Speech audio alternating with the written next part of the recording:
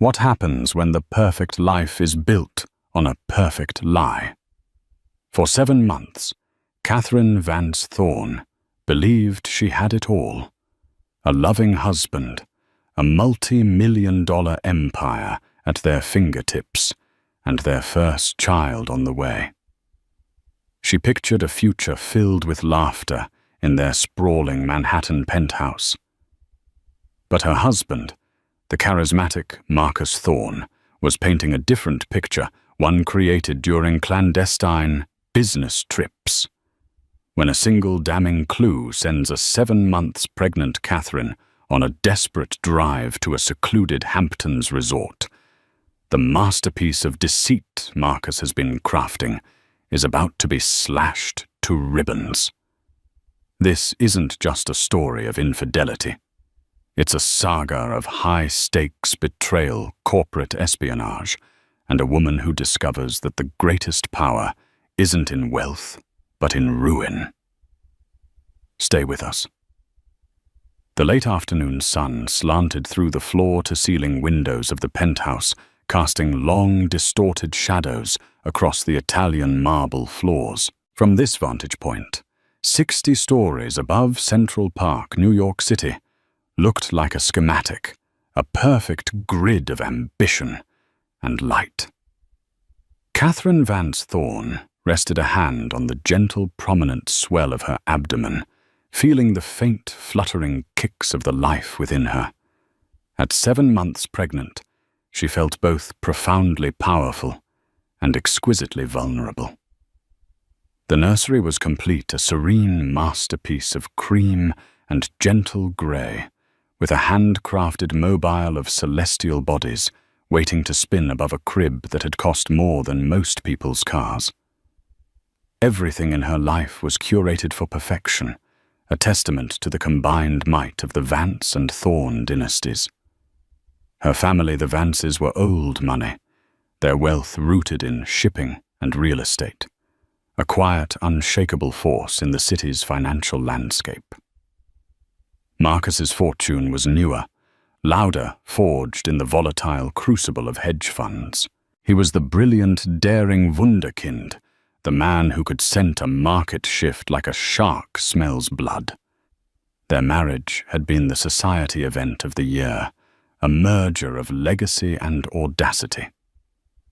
Catherine traced the rim of a crystal glass, the condensation cool against her fingertips.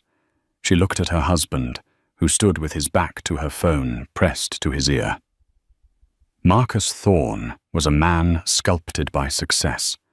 His Savile Row suit draped perfectly over his athletic frame, and his voice, even muffled, was a low, confident baritone that could soothe panicked investors and charm seasoned CEOs. He was her rock, the charismatic architect of their shared future. Or so she believed. "No, absolutely not," he said into the phone, his tone sharp. "The timeline is immutable. We move on the 25th, not a day later. Handle it." He ended the call with a decisive tap and turned a practiced smile, instantly softening the hard lines of his face. "Sorry about that, my love. Incompetence is the one market I can't seem to short." He crossed the vast living room, his expensive leather shoes making no sound on the plush Aubusson rug. He knelt before her, placing a hand over hers on her belly. "And how are my 2 favorite people in the world doing?" "We're good."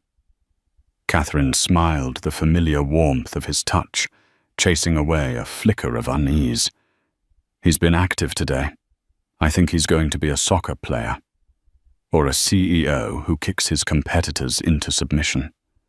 Marcus grinned, his eyes crinkling at the corners. He leaned in and kissed her a deep, reassuring kiss that tasted faintly of expensive whiskey and something else she couldn't quite name. A scent. It wasn't his usual cologne Creed Aventus, nor was it her perfume. It was floral and slightly spicy, a woman's scent. She dismissed it. He'd been in meetings all day, surrounded by people. It meant nothing. Listen. He began settling back on his heels, his expression turning serious. Something's come up. A big something. You know the tech merger I've been working on? The one in San Francisco. Catherine nodded. It was all he had talked about for weeks, a complex acquisition that would, in his words, reshape the digital landscape. Well, the key players have flown in for an unscheduled summit. It's last minute, I know, and I hate it, but I have to fly out tonight. It's only for a couple of days. 3 at the most. It's the final push, Kat. This deal will secure our child's future 10 times over. A knot of disappointment tightened in her chest. Tonight? But Marcus, my checkup is tomorrow. The big one. We were supposed to hear the heartbeat together again. His face fell with practiced, perfect sympathy. I know, my love. I am so sorry. Believe me, I would rather be here holding your hand than in a sterile boardroom. But this is critical. The timing is everything. He stroked her cheek. I'll be back before you know it, and I promise I will not miss another appointment. I'll make it up to you. A week in Moustique after the baby comes. Just the 3 of us. The promise of a future luxury was a common balm he applied to present disappointments. It usually worked, but this time the unease lingered. It was the suddenness of it all. Marcus was a meticulous planner. Last-minute chaos wasn't his style. Of course, she said, forcing a smile. I understand. It's for us. Exactly, he said, relief washing over his features. He stood and kissed her forehead. I'll go pack. My flight is in 3 hours. As he walked towards their master suite, Catherine's gaze fell on his briefcase, which he had left by the sofa. A corner of a receipt was peeking out from the side pocket. Normally, she would never have looked. It would have felt like a violation, a crack in the foundation of their trust. But the faint alien scent of perfume, the suddenness of the trip, the slickness of his explanation, it all coalesced into a single sharp point of curiosity. Her heart thumping with a strange mix of guilt and apprehension, she reached out and slowly, carefully pulled the receipt free. It wasn't from a restaurant or a client lunch. It was from La Perla, the lingerie boutique. The date was from that very afternoon. She scanned the items: a silk chemise, an eyelash lace bra, a matching thong. Size small. Catherine was a medium, and with her pregnancy she had been living in comfortable, soft cotton. A cold dread, heavy and suffocating, began to seep into her bones. There could be an explanation. A gift for a friend's wife. A present for her, for after the baby. But why hide it? Why wouldn't he have given it to her with a flourish as he usually did? She quickly folded the receipt and slipped it back, her hands trembling. She took a deep, shuddering breath, trying to calm the frantic thrumming of her pulse. She was being paranoid. The stress of the pregnancy was making her imagine things. Marcus loved her. He was building a life for them. He was a good man. He emerged from the bedroom 20 minutes later, pulling a sleek Rimowa carry-on. He was already in his travel attire, a comfortable but stylish cashmere sweater and dark trousers. He looked every bit the global executive on the move. All set, he announced, his voice breezy. The car is waiting downstairs. Now I want you to promise me you'll rest. Don't overdo it. Beatrice is coming over tomorrow to go with you to the doctor, right? Catherine nodded, her throat too tight to speak. Her sister Beatrice had always been more cynical about Marcus, seeing his ambition as a razor's edge that could easily cut both ways. Catherine had always defended him, painting Beatrice's concerns as sisterly overprotection. Now Beatrice's skeptical words echoed in her mind. Good, Marcus said. He pulled her into a hug, his arms strong and secure. It felt like a lie. The whole embrace felt like a hollow performance. I'll call you the moment I land. I love you more than anything. I love you too, she managed to whisper the words, feeling like ash in her mouth. She watched from the window as he got into the black town car, a tiny, insignificant figure 60 floors below. The car didn't turn east towards JFK or LaGuardia. It headed west towards the West Side Highway, towards the Hamptons. The cold dread solidified into a terrifying certainty. The San Francisco Tech Summit was a lie. The lingerie wasn't for her. And her husband was not on a business trip. He was on his way to a rendezvous. Alone in the cavernous silence of their penthouse, surrounded by the hulant trapping of their perfect life, Catherine Vance Thorne finally allowed the facade to crack. A single hot tear traced a path down her cheek, a silent harbinger of the storm that was about to break. She was not just a wife. She was a Vance. And the Vances did not crumble.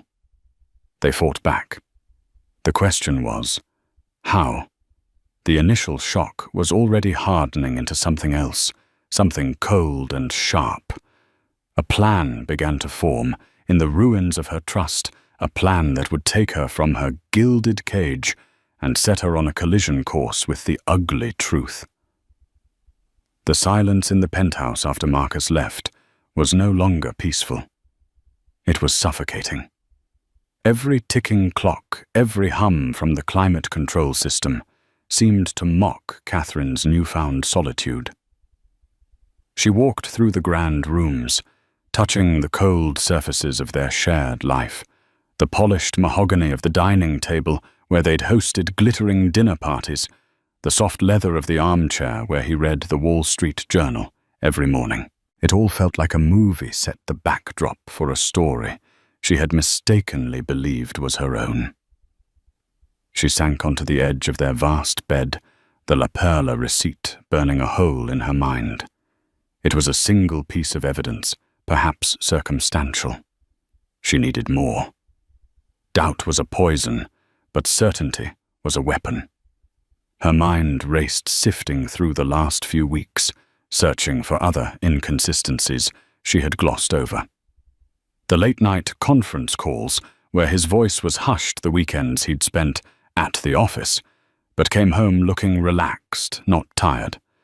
The password on his personal laptop, which had always been her birthday, was suddenly changed. At the time, she had chalked it up to his company's new cybersecurity protocols. Now it seemed like a locked door she had never thought to question. The next morning, Beatrice arrived, her sharp eyes immediately registering the tension in Catherine's posture. Beatrice Vance was the opposite of her sister in many ways.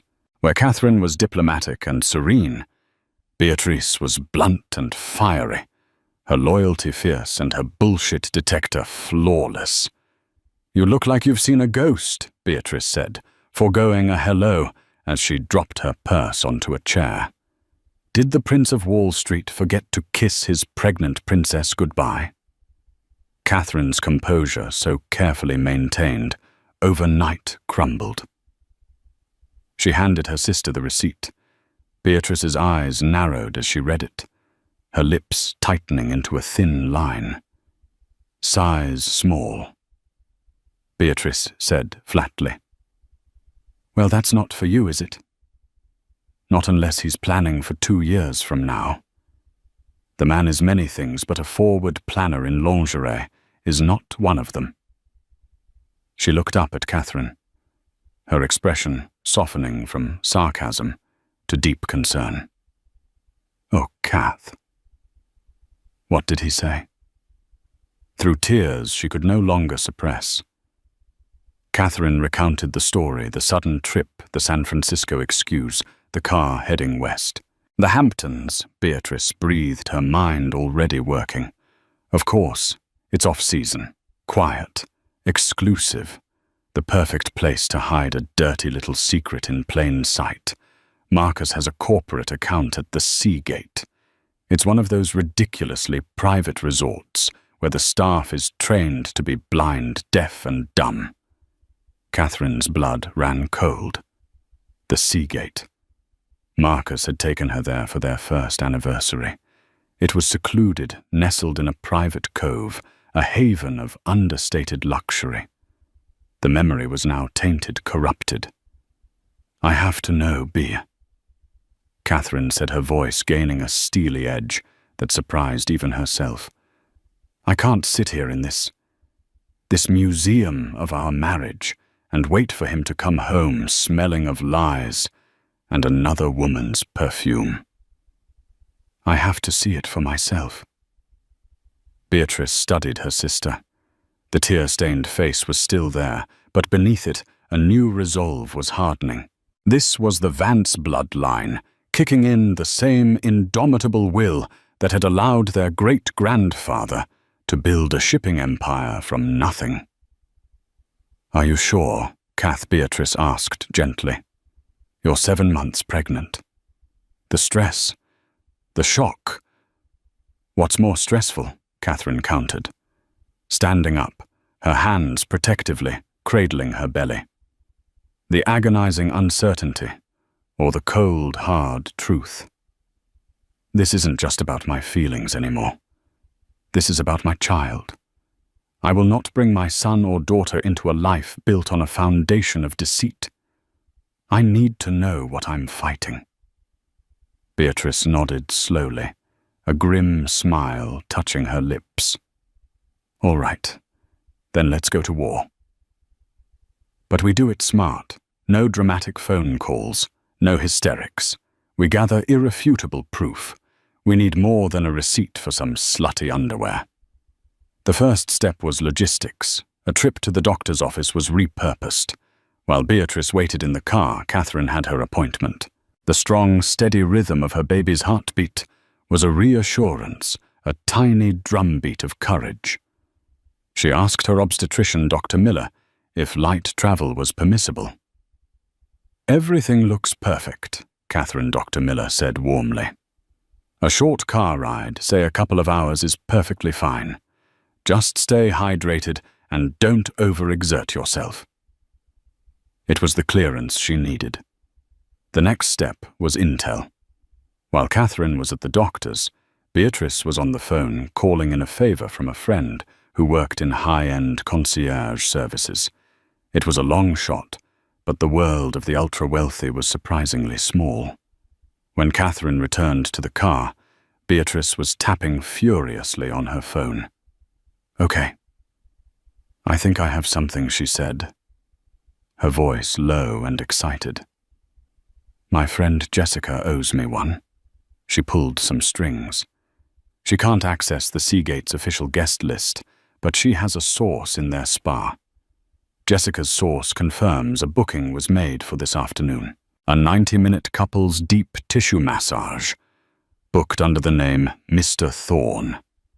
The reservation notes specify 2 therapists, male and female, for Mr. and Mrs. Thorne." The words Mrs. Thorne felt like a physical blow. He was not just with another woman. He was giving her Catherine's title, her identity, in this secret, sordid world he had created. "The appointment is at 4 p.m. Beatrice continued, her voice hardening. "That's in 3 hours. We can make it if we leave now." The plan was audacious, bordering on reckless, but it was the only path forward that felt real. Catherine called the family's trusted driver, a stoic man named Frank, who had been with the Vances for 30 years and knew how to be discreet. She simply told him they needed to go to the Hamptons. He asked no questions. The drive out of the city was a blur. The familiar skyline receded, replaced by the manicured suburbs, and then the long, flat stretch of the Long Island Expressway. Catherine sat in the plush leather seat of the Mercedes, a bottle of water in her hand, her mind a maelstrom of past memories and future fears. She remembered Marcus proposing to her on a wind-swept cliff in Big Sur, telling her that his life had been black and white until she brought the color. Had that been a lie too? Was he a sociopath, a brilliant actor playing the part of a loving husband?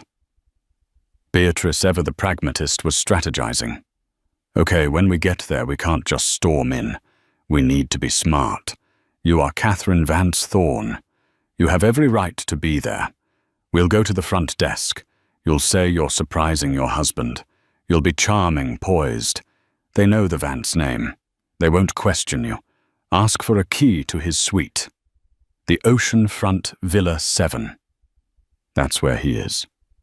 Beatrice had managed to get the villa number from her source. Villa 7, the most private, most expensive accommodation at the resort, with its own private plunge pool and a terrace that overlooked the desolate beauty of the winter ocean. What if he's not there? What if they're at the spa? Catherine asked, her voice trembling slightly. Then we wait, Beatrice said firmly. We sit in the lobby. We order tea, and we wait for Mr. and Mrs. Thorne to return from their relaxing afternoon. But my gut says they'll be back in the room. People like that, they want to enjoy every overpriced inch of the fantasy they've paid for. As they passed the iconic sign welcoming them to the Hamptons, Catherine felt a shift inside her. The fear was still there, a cold, hard knot in her stomach, but it was being overlaid by a chilling sense of purpose. She was no longer just the wounded pregnant wife. She was the CEO of this operation, the chief arbiter of her own fate. She smoothed down her dress, took a deep breath, and practiced the serene, confident smile she would need. She was about to step onto the stage of the biggest performance of her life, and she would not miss her cue.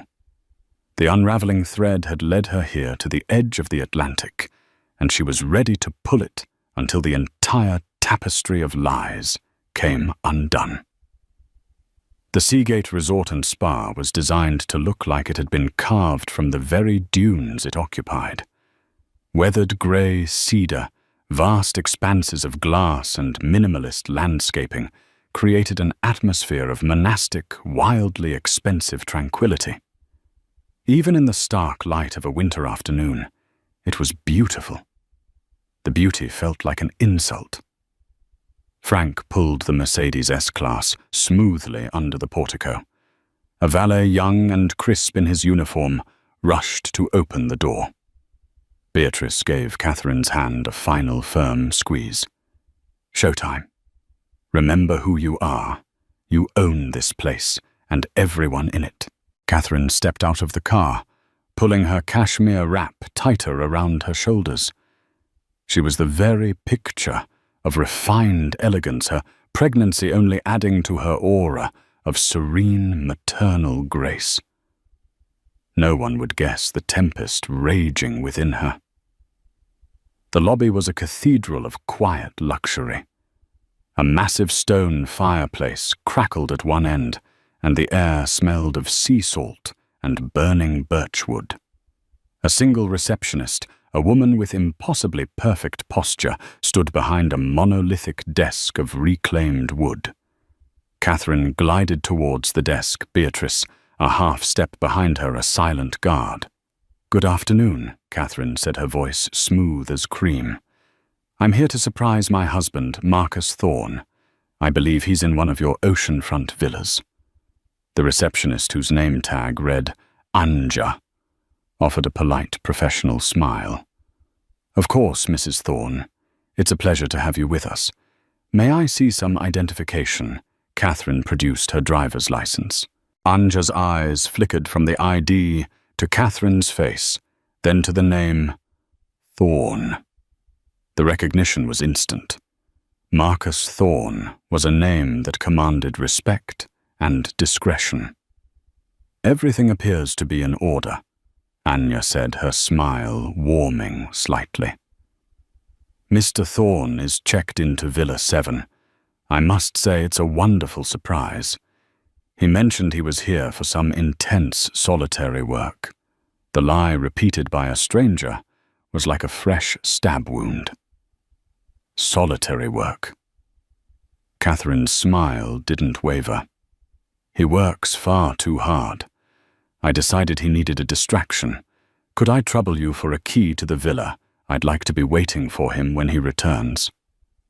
This was the critical moment. A request for a second key without the primary guest present was a breach of protocol even for a spouse. Anya hesitated, her professional training warring with the desire to please a guest of Catherine's stature. Normally we would need to call the room to get Mr. Thorne's verbal confirmation. She began, her tone apologetic. Catherine leaned forward slightly, her voice dropping to a confidential, charming whisper. Anya, I've just driven 2.5 hours from the city. I'm 7 months pregnant, and I'm desperate to see the look on his face when he walks in and finds me there. A phone call would spoil the entire thing. Surely we can keep this our little secret? She placed a hand on her belly, a gesture that was both authentic and masterfully deployed. The combination of her name, her visible pregnancy, and her conspiratorial charm was too powerful to resist. Anya's professional resolve melted. Of course, Mrs. Thorne, she said, her smile now genuine. For you, we can make an exception. Let me program a key for you. As the receptionist worked, Beatrice let out a breath she hadn't realized she was holding. Catherine was magnificent. She was playing the part of the adoring wife so perfectly, it was chilling. Keycard in hand, they walked away from the desk. Villa 7 is at the far end of the property, Beatrice murmured. It offers the most privacy. The most privacy to do what Catherine said, her voice a low, dangerous hum. The walk to the villa was the longest of Catherine's life. They followed a winding stone path that meandered through wind-swept seagrass. The air grew colder, sharper, and the sound of the crashing waves became a relentless roar. Each step was a drumbeat towards a detonation. Her earlier calm was evaporating, replaced by a raw, visceral dread. Her palms were sweating. Her heart hammered against her ribs. And then they were there. Villa 7. The name was etched on a simple, elegant plaque next to a heavy wooden door. It looked anonymous, innocuous, but behind it lay the truth. Kath, are you ready? Beatrice asked, her voice soft.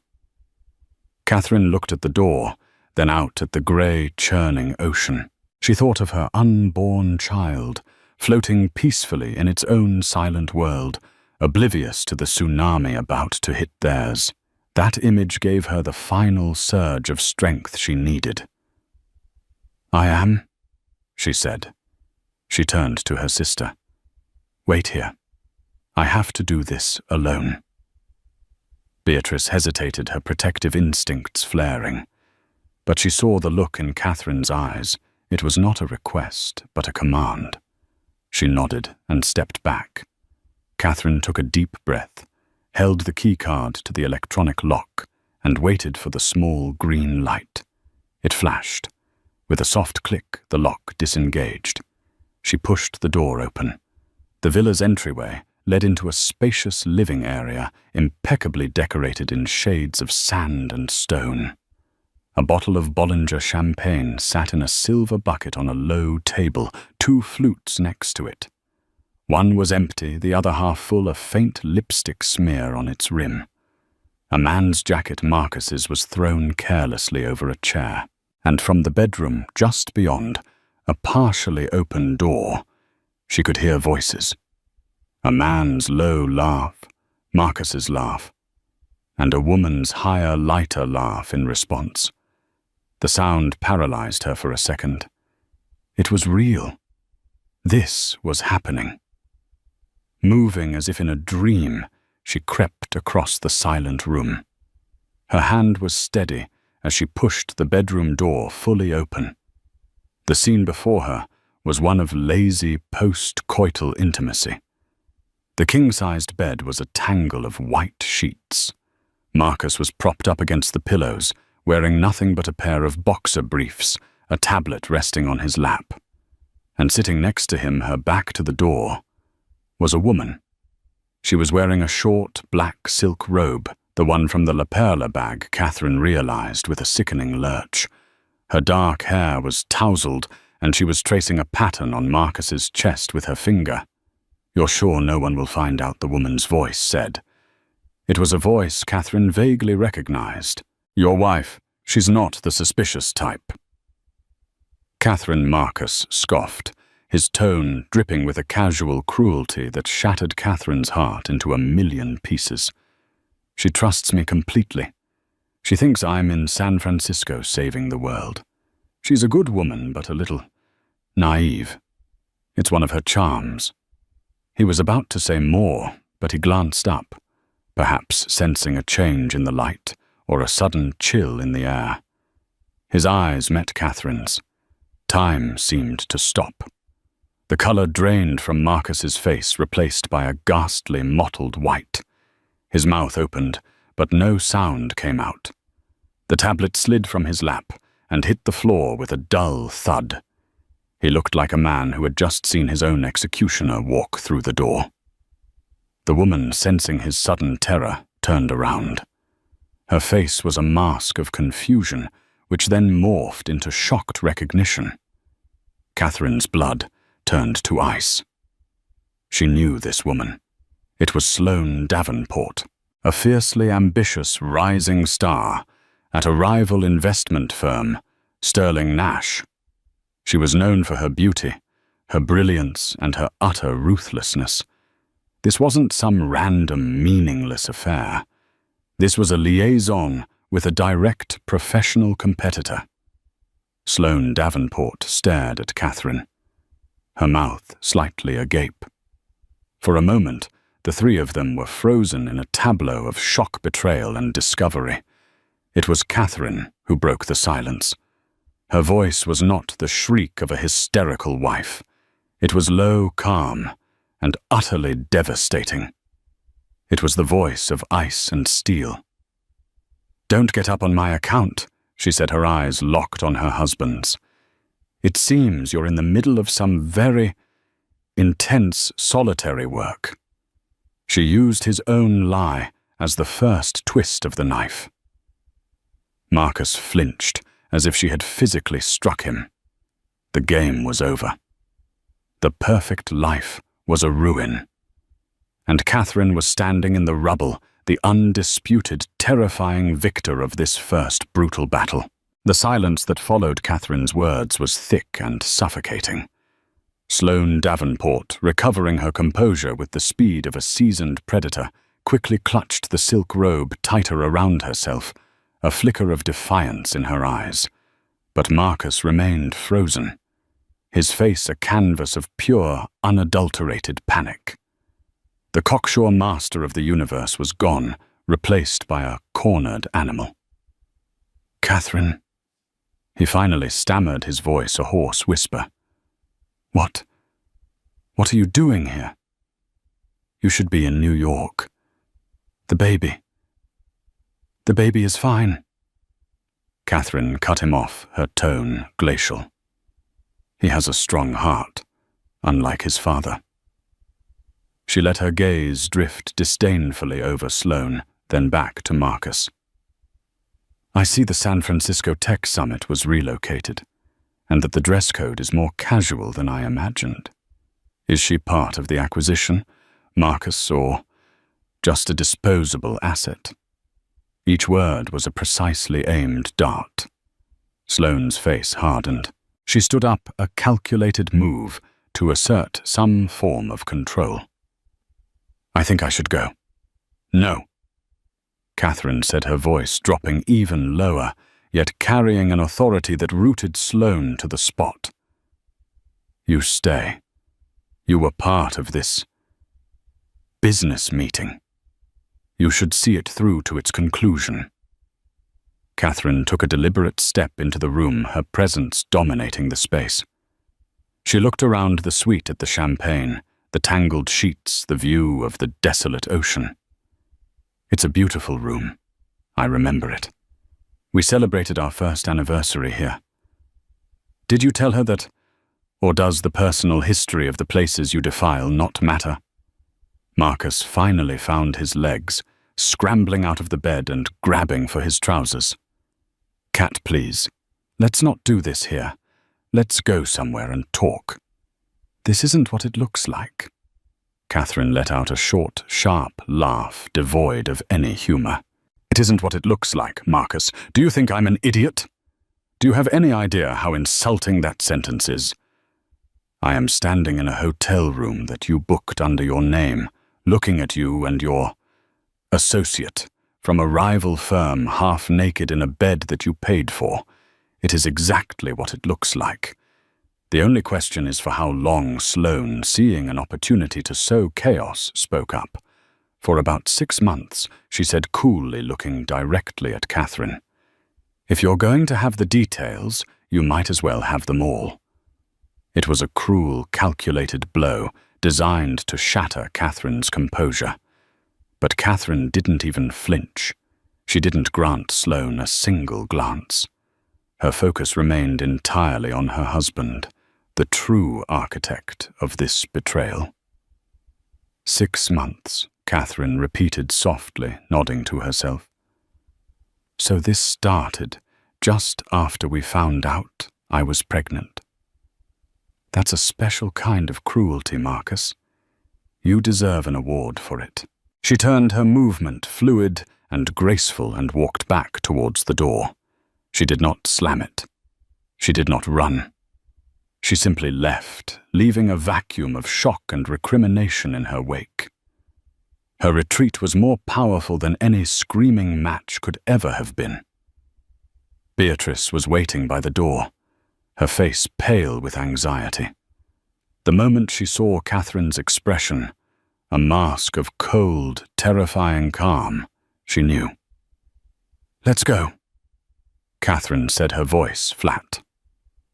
They walked back down the winding path, the roar of the ocean now sounding like a symphony of her rage. She remained silent until they were safely inside the climate-controlled silence of the Mercedes pulling away from the resort. Only then did her body begin to tremble, a violent, uncontrollable shudder. The adrenaline wore off, and the crushing weight of the betrayal slammed into her. She didn't cry out. The sob was a silent, convulsive thing that racked her entire body. Beatrice wrapped her arms around her, offering what little comfort she could.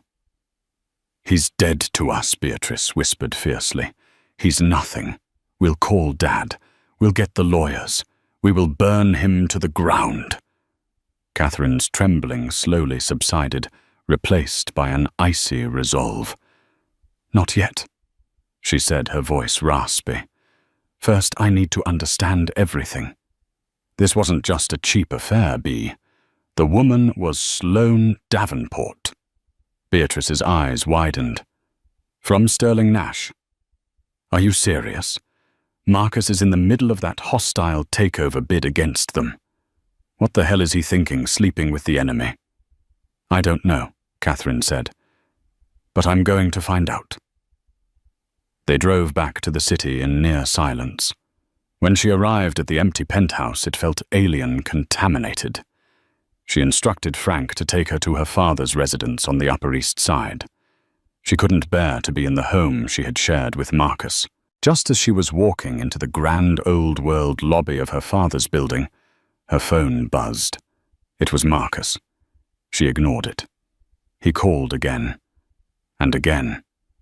On the 10th call, a text message appeared. "Cat, I know you hate me. I deserve it. But you have to listen. It is not what you think. Sloane is not my mistress. It's business. I am using her. Call me. It's vital." Catherine stared at the message, her heart pounding. I am using her. It was a desperate, self-serving excuse, a classic narcissist's gambit, reframe the betrayal as a brilliant, albeit ruthless, strategic move. He was trying to appeal to her pragmatism, to the part of her that understood the cutthroat world they lived in. She almost deleted it. But the mention of Sloane's name, the sheer audacity of the claim, planted a seed of doubt. What if in some twisted way he was telling a sliver of the truth? The affair being with a direct business rival was too specific, too reckless to be random. Her phone buzzed again. Another text from Marcus. She's been feeding me inside information on Sterling Nash, their defense strategy, their key shareholder weaknesses. This whole thing was a honey trap, but I was the one setting it. It was for the deal. For us. Please, Kat. I can explain. This was the twist. The sudden, nauseating turn. He was admitting to a different kind of crime.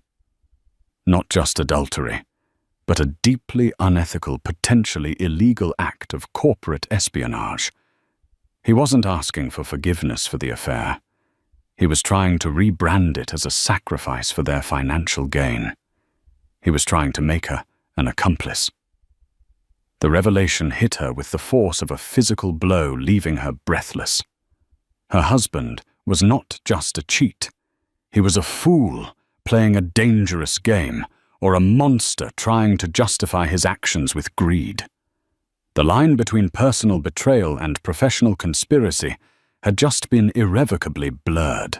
She stood in the marble foyer of her father's building, the phone heavy in her hand. The situation had just become infinitely more complicated and infinitely more dangerous. This was no longer just a divorce. It was a war on two fronts. And Marcus, in his desperation, had just handed her a new and powerful weapon, the knowledge of his methods. He thought he was explaining his way out of trouble.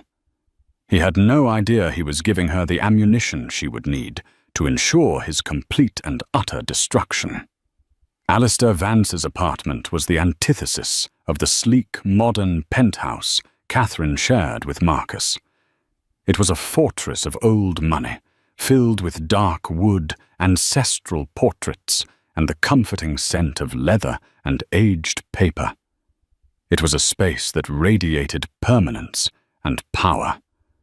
Alistair himself was cut from the same cloth. At 65, he was tall and silver-haired, with piercing blue eyes that missed nothing. He was a man who had weathered market crashes, hostile takeovers, and personal tragedies with the same stoic, unshakable resolve. When Catherine, flanked by a grim-faced Beatrice, told him the story, he listened without interruption, his face an unreadable mask. He didn't rage. He didn't offer platitudes. He simply absorbed the information, his mind processing it, like a complex balance sheet. When she finished showing him the text messages from Marcus, he was silent for a full minute, his steepled fingers resting against his lips. "The man is a fool," he finally said, his voice a low rumble. "But a dangerous one. To attempt to justify infidelity as a business strategy, it's a level of moral bankruptcy that is frankly impressive." "He thinks it will work," Catherine said, her voice hollow. "He thinks I'm so invested in our wealth that I'll forgive the method. He's appealing to my avarice." "He is appealing to what he knows best," Alistair corrected gently. "He judges you by his own debased standards. He has profoundly underestimated you. That will be his undoing." He stood and walked to the vast window overlooking the city. "This is no longer a simple matter for a divorce attorney, Catherine. He has confessed in writing to corporate espionage. He has implicated himself in a plot that could not only destroy him, but also create significant blowback for our family, should it be handled incorrectly." "What do we do?" Beatrice asked, leaning forward. We have him. Let's just release this to the board of his company. Let's expose him. No, Alistair said, turning from the window. A public explosion is messy. It creates unpredictable shrapnel. We do not move until we control the entire board. We need to be surgical. First, we operate on the assumption that Marcus is lying, that this "I was using her" narrative is a fabrication to save his skin. But we also operate on the assumption that he might be telling the truth, which is in many ways worse. A man who would use an affair as a business tool is capable of any betrayal. Over the next 48 hours, the Vance residence became a war room.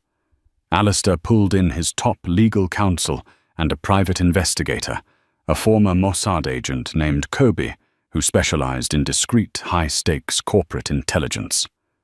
Catherine was not a passive participant. The shock had transformed into a cold, diamond-hard fury. She was an active strategist, her mind honed by a lifetime of observing her father proving to be sharp and ruthless. She provided Kobe with every detail she could remember about Marcus's recent behavior, names he had mentioned, trips he had taken, the new secretive patterns of his work. She gave him the login details to their shared cloud storage family accounts, anything that might hold a clue. Marcus believes his greatest weapon is his intelligence, Catherine told the team, her voice steady. His real weakness is his ego. He believes he is infallible, that he is the smartest man in any room. That's the vulnerability we will exploit. While Kobe began his digital deep dive, Catherine made a call. She dialed Gregory Shaw, Marcus's partner and the COO of Thorn Capital.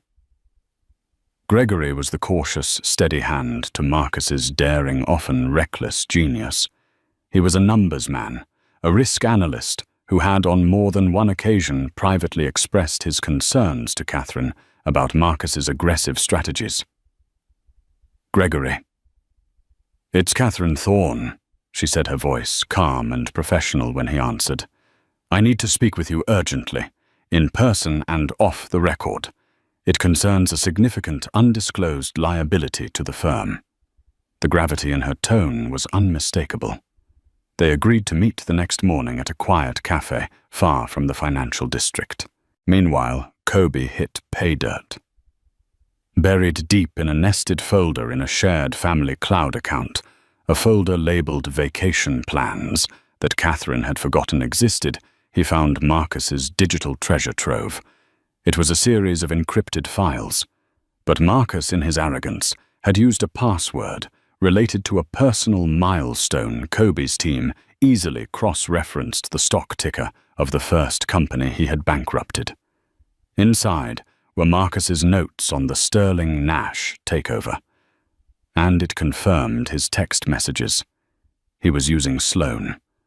The files contained detailed summaries of their meetings, listing information she had supposedly provided about Sterling Nash's defense strategies, their board's divisions, their largest institutional shareholders' pressure points. Marcus had meticulously documented his own conspiracy. He saw it as a record of his brilliance. Catherine saw it as a signed confession. But as Kobe dug deeper, another layer emerged. He cross-referenced the intel Sloan had supposedly provided with real-time market data and Sterling Nash's public filings, and he found a discrepancy, a terrifying one. He called Alistair and Catherine into the study. There is a problem, he said, his Israeli accent precise. The information from the woman Sloan is not entirely accurate. Some of it is good, just enough to build trust. But the most critical data points, the ones about shareholder positions and their debt covenants, they are subtly wrong. They are not mistakes. They are traps. A hush fell over the room. Explain, Alistair commanded. The data Sloan has given him, Kobe continued, pointing to his screen, is designed to encourage Thorn Capital to launch its takeover bid at a specific price point, targeting specific shareholders. But according to our real analysis, this strategy will fail. It will trigger a poison pill defense we've uncovered in Sterling Nash's corporate bylaws that is far more potent than the one she described. It wouldn't just block the takeover. The blowback would leave Thorn Capital dangerously over-leveraged and vulnerable. The stock would plummet. Catherine felt a chill crawl up her spine. The second twist. The real twist. So she wasn't the honey trap Catherine breathed. He was. She was playing him from the very beginning. Sloane Davenport wasn't a source. She was an assassin. She was feeding Marcus carefully crafted misinformation, leading him and his company towards a cliff, all while stroking his ego and letting him believe he was the master manipulator. She wasn't just sleeping with the enemy.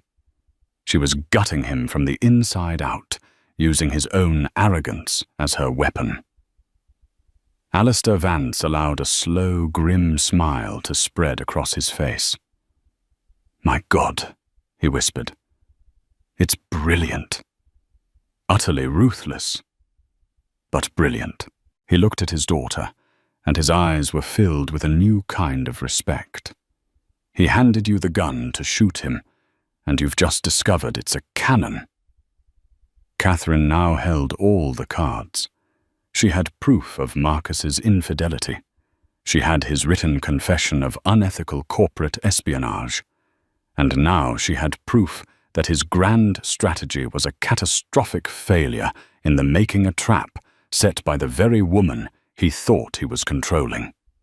She could not only destroy her husband personally, but could also save his company from his folly, positioning herself as the key player who uncovered the entire conspiracy.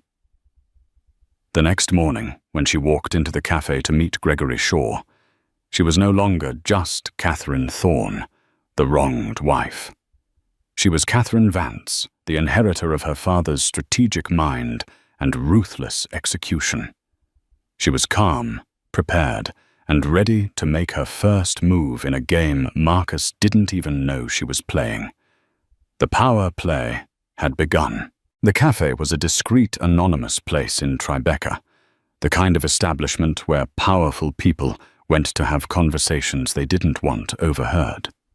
Gregory Shaw was already there, nursing an espresso, his face etched with worry. He was a man who lived by numbers and data, and the cryptic nature of Catherine's call had clearly unsettled him. "Catherine," he said, rising as she approached. "Thank you for meeting me. Is everything all right? You mentioned a liability." "Hello, Gregory," she said, her voice even. She didn't sit down immediately.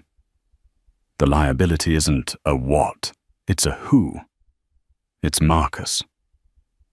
Gregory's expression tightened. "I don't follow. Is this about the Sterling Nash deal?" "I'll admit his strategy is more aggressive than I'd like, but his projections are solid. His projections," Catherine said, finally taking a seat, "are based on a fantasy. A fantasy fed to him by his mistress, Sloane Davenport." The name landed on the table between them with the force of a physical object. Gregory visibly paled. Sloane Davenport. From Sterling Nash. That's impossible. It's professional suicide. For Marcus, yes. Catherine agreed. For her, it's the coup of a lifetime. For the next 20 minutes, Catherine laid it all out. She didn't speak with the emotion of a betrayed wife, but with the cold precision of a CEO delivering a devastating report. She told him about the affair, showing him a single damning piece of evidence on her phone, a time-stamped photo she had instructed Kobe to retrieve from the Seagate security footage, showing Marcus and Sloane entering the elevator together. Then she moved to the business. She explained the honey trap, the manipulated data, the poison pill. She detailed how Sloane was leading Marcus, and by extension the entire firm, into a perfectly designed ambush that would cripple them. She didn't show him Marcus's confessional notes. That was her trump card to be held in reserve. She presented only the hard data. Kobe had compiled the analysis that proved Sloane's information was a lie. Gregory listened, his initial shock turning to dawning horror, and then to cold fury. He was a man who had dedicated his life to building Thorn Capital alongside Marcus, mitigating his partner's risks. To learn that Marcus had exposed them all, not just through recklessness, but through a toxic cocktail of arrogance and infidelity, was the ultimate betrayal. The man is a pyromaniac who thinks he can control fire, Gregory said, his voice shaking with rage. He's going to burn the entire firm to the ground for an ego trip. Yes, Catherine said simply. Unless we stop him. The board meeting to approve the final phase of the takeover is on Friday. We have 2 days. What do you want? Gregory asked, his eyes locking on hers. He was seeing her now not as the boss's wife, but as a player. A formidable one. I want what you want, Gregory. To protect the firm. To excise the cancer. I want you to rally the board members you trust. My father is already making calls to the institutional investors his family has relationships with. When Marcus walks into that boardroom on Friday, he will not be met with applause. He will be met with a unified front. And you? Gregory asked. What is your price? My price, Catherine said. Her voice dropping is his complete removal from the company he founded. His shares will be bought out at a valuation that reflects the damage he has caused. And my divorce will be quiet, swift, and uncontested. He will walk away with enough to live on, but he will be stripped of his power, his reputation, and his legacy. He will be a ghost on Wall Street. It was a ruthless, elegant, and total victory she was outlining. Gregory stared at her for a long moment, then gave a single, sharp nod. Friday. We'll be ready. The next 2 days were a blur of encrypted calls, discreet meetings, and strategic maneuvers. Alistair Vance worked his magic behind the scenes, his influence turning the tide of investor sentiment. Gregory Shaw, armed with Catherine's irrefutable proof of the flawed data, secured the loyalty of the other board members. They were all sharks, and they could smell the blood in the water, Marcus's blood. On Friday morning, Marcus Thorn walked into the boardroom on the 50th floor of the Thorn Capital building, feeling triumphant. He believed he was on the verge of the greatest victory of his career. He had tried calling Catherine dozens of times, but she hadn't answered. He assumed she was angry, hysterical, but would eventually come around once she saw the billions his brilliant, if unorthodox, methods had secured for their family. He smiled as he took his seat at the head of the long, polished table. Good morning, everyone. A historic day. No one smiled back. The atmosphere in the room was arctic. Gregory Shaw sat to his right, his face like stone. The other board members stared at him with cold, appraising eyes. Before we begin, Marcus Gregory said, his voice dangerously calm, we have another matter to discuss. An independent risk assessment of the Sterling Nash data has revealed some alarming inconsistencies. Marcus's smile faltered. What are you talking about? My source is ironclad. Is your source Sloane Davenport? Gregory asked flatly. The color drained from Marcus's face. He looked around the room at the hostile faces and realized too late that this was not a meeting. It was an ambush, an execution. And then the boardroom doors opened. Catherine walked in. She was flanked by her father and 2 lawyers. She was composed, powerful, her pregnancy a symbol not of vulnerability, but of the future, a future that would not include him. She took a seat at the opposite end of the table, directly in his line of sight. "Catherine," he choked out. "What is this?" "This, Marcus," she said. Her voice, ringing with clarity in the silent room, is called due diligence. Something you abandoned 6 months ago. One of her lawyers slid a folder down the table to him. It contained the photo from the hotel, the analysis of Sloane's flawed data, and on top printouts of his own text messages to Catherine. His own words condemning him. "I am using her."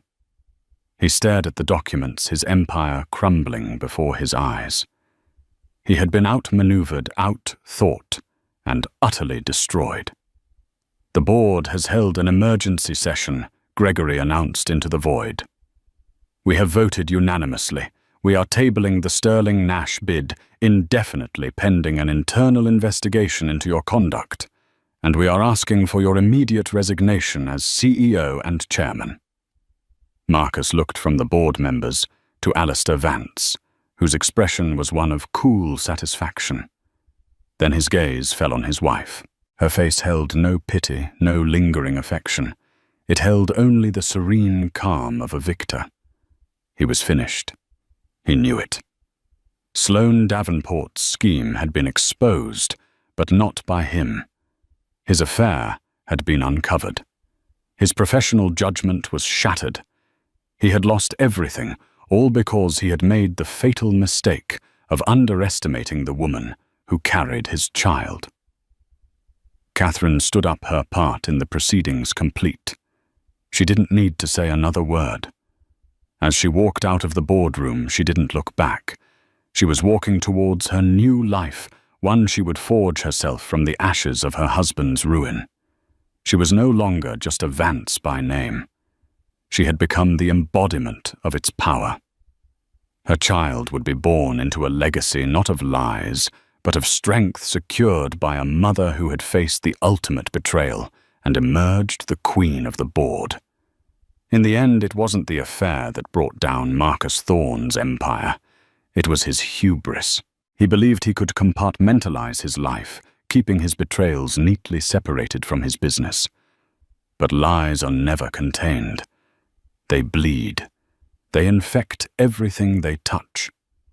Catherine's journey from a trusting pregnant wife to a cold, calculating strategist shows us that the deepest wounds can forge the strongest armor. She didn't just survive. She conquered. By refusing to be a victim, she rewrote her own story and the future of everyone around her. What do you think? Was Catherine's revenge justified, or was it too ruthless? Could you have done what she did? Let us know your thoughts in the comments below. If this story of drama, betrayal, and ultimate empowerment captivated you, please hit that like button.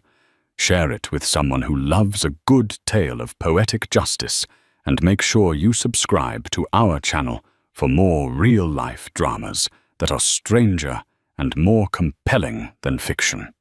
Thank you for listening. He was the dashing mogul every ambitious entrepreneur wanted to emulate. She was the poised, loyal wife who had stood by him from humble beginnings. No one would have guessed that behind the gated mansion's manicured lawns, betrayal festered like poison. Until one day, in a flurry of financial sabotage, he let his mistress cut off his wife's credit cards. It was humiliating, scandalous, and only the beginning of a whirlwind that would pit powerful business alliances against each other.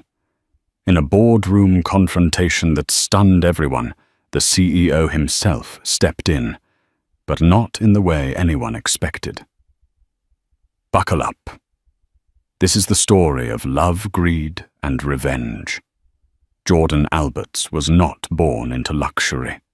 He grew up in a cramped one-bedroom apartment on the outskirts of Milwaukee, where he learned to hustle by selling candy bars door to door at the age of 10. Over the years, Jordan's unwavering determination and charm propelled him into better circles. First at a local startup, then into his own tech company that caught the eye of an angel investor. By the time he was 35, Jordan was a self-made millionaire, a prominent figure on various entrepreneurial boards, and had connections with people like Mark Cuban, Bill Gates, and a few top executives at Google. His wife, Elizabeth Alberts née Wagner, had been with him through everything. They met in college at a small tech entrepreneur club meeting, both bright-eyed and dreaming of changing the world. Elizabeth came from a modest background, too. Her father was a retired auto mechanic, and her mother a homemaker. She'd studied communications with an emphasis on public relations, and it was through Elizabeth's network of contacts that Jordan first gained access to small local pitch events. While Jordan pitched his innovative software for automating small business tasks, Elizabeth made calls, arranged coffee meetups, and tried to capture the interest of potential backers. They married in a little chapel by Lake Michigan. It wasn't a lavish wedding, no star-studded guest list, no fancy reception at the Ritz. But to Jordan and Elizabeth, it felt perfect. A union built on genuine love, unwavering support, and a shared dream of building a life and a business empire together. Over the next decade, they grew from a modest condominium in Milwaukee to a stunning estate in Austin near Lake Travis, with a sweeping view of the water and rolling Texas hills. It was there at a philanthropic event organized by the Bill and Melinda Gates Foundation that Jordan's name landed on the radar of top-level investors. His company's smart automation technology was recognized for its potential to transform not just small businesses, but large-scale manufacturing and logistics. Soon after, Jordan's net worth skyrocketed from a mere $5 million to well over $200 million. For a while, everything was picture perfect. The marriage was strong, their personal synergy unwavering. Elizabeth handled some philanthropic duties, organizing events, acting as a goodwill ambassador for Jordan's brand, and forging new partnerships through her PR background. Their household staff adored them, describing Elizabeth as kind, gracious, and always mindful of the people around her.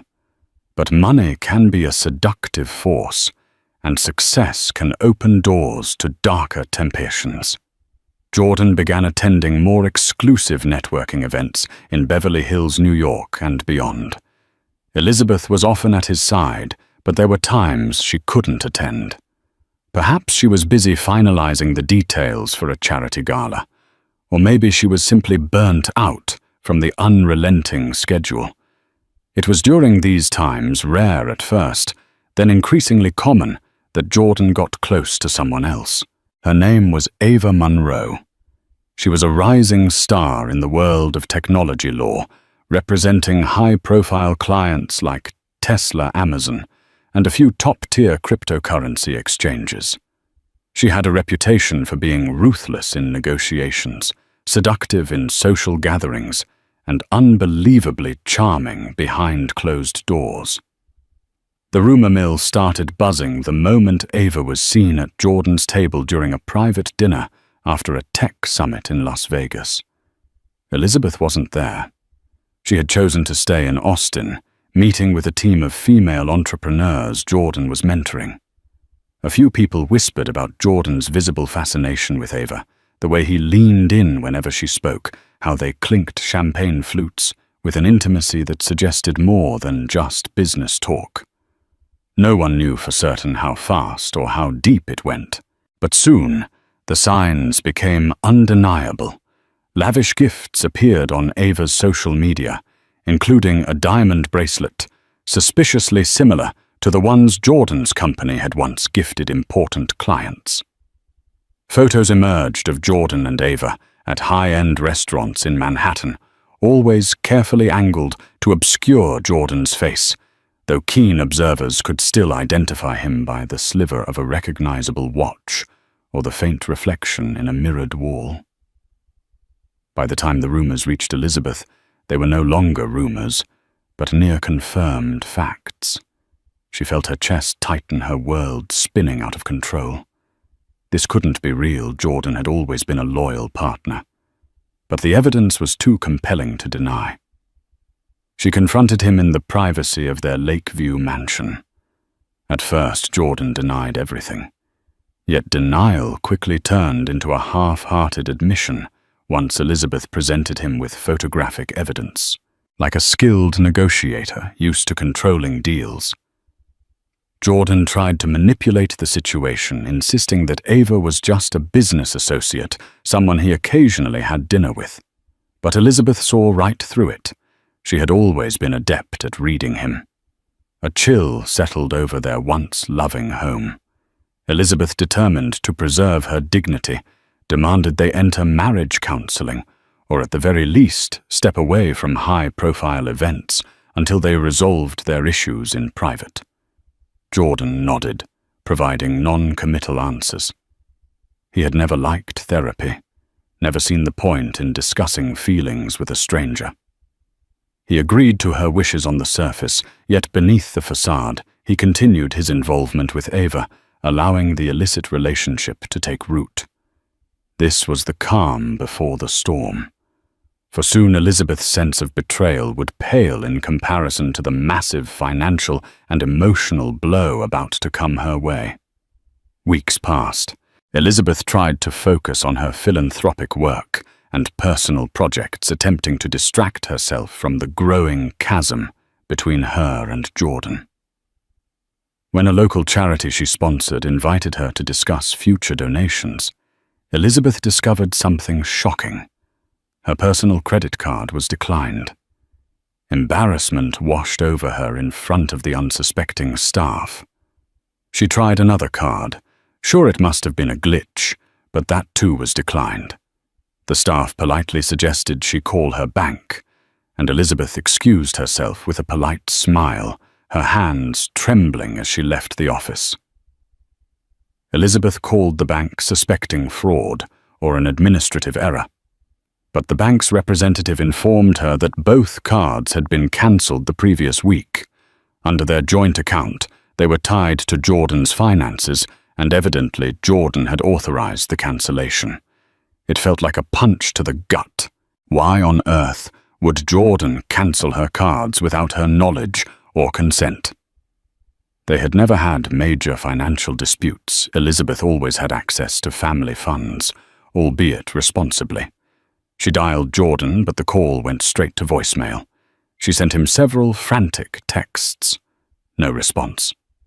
Later that evening, Jordan came home exuding an air of tired disinterest. Elizabeth confronted him the moment he walked through the door.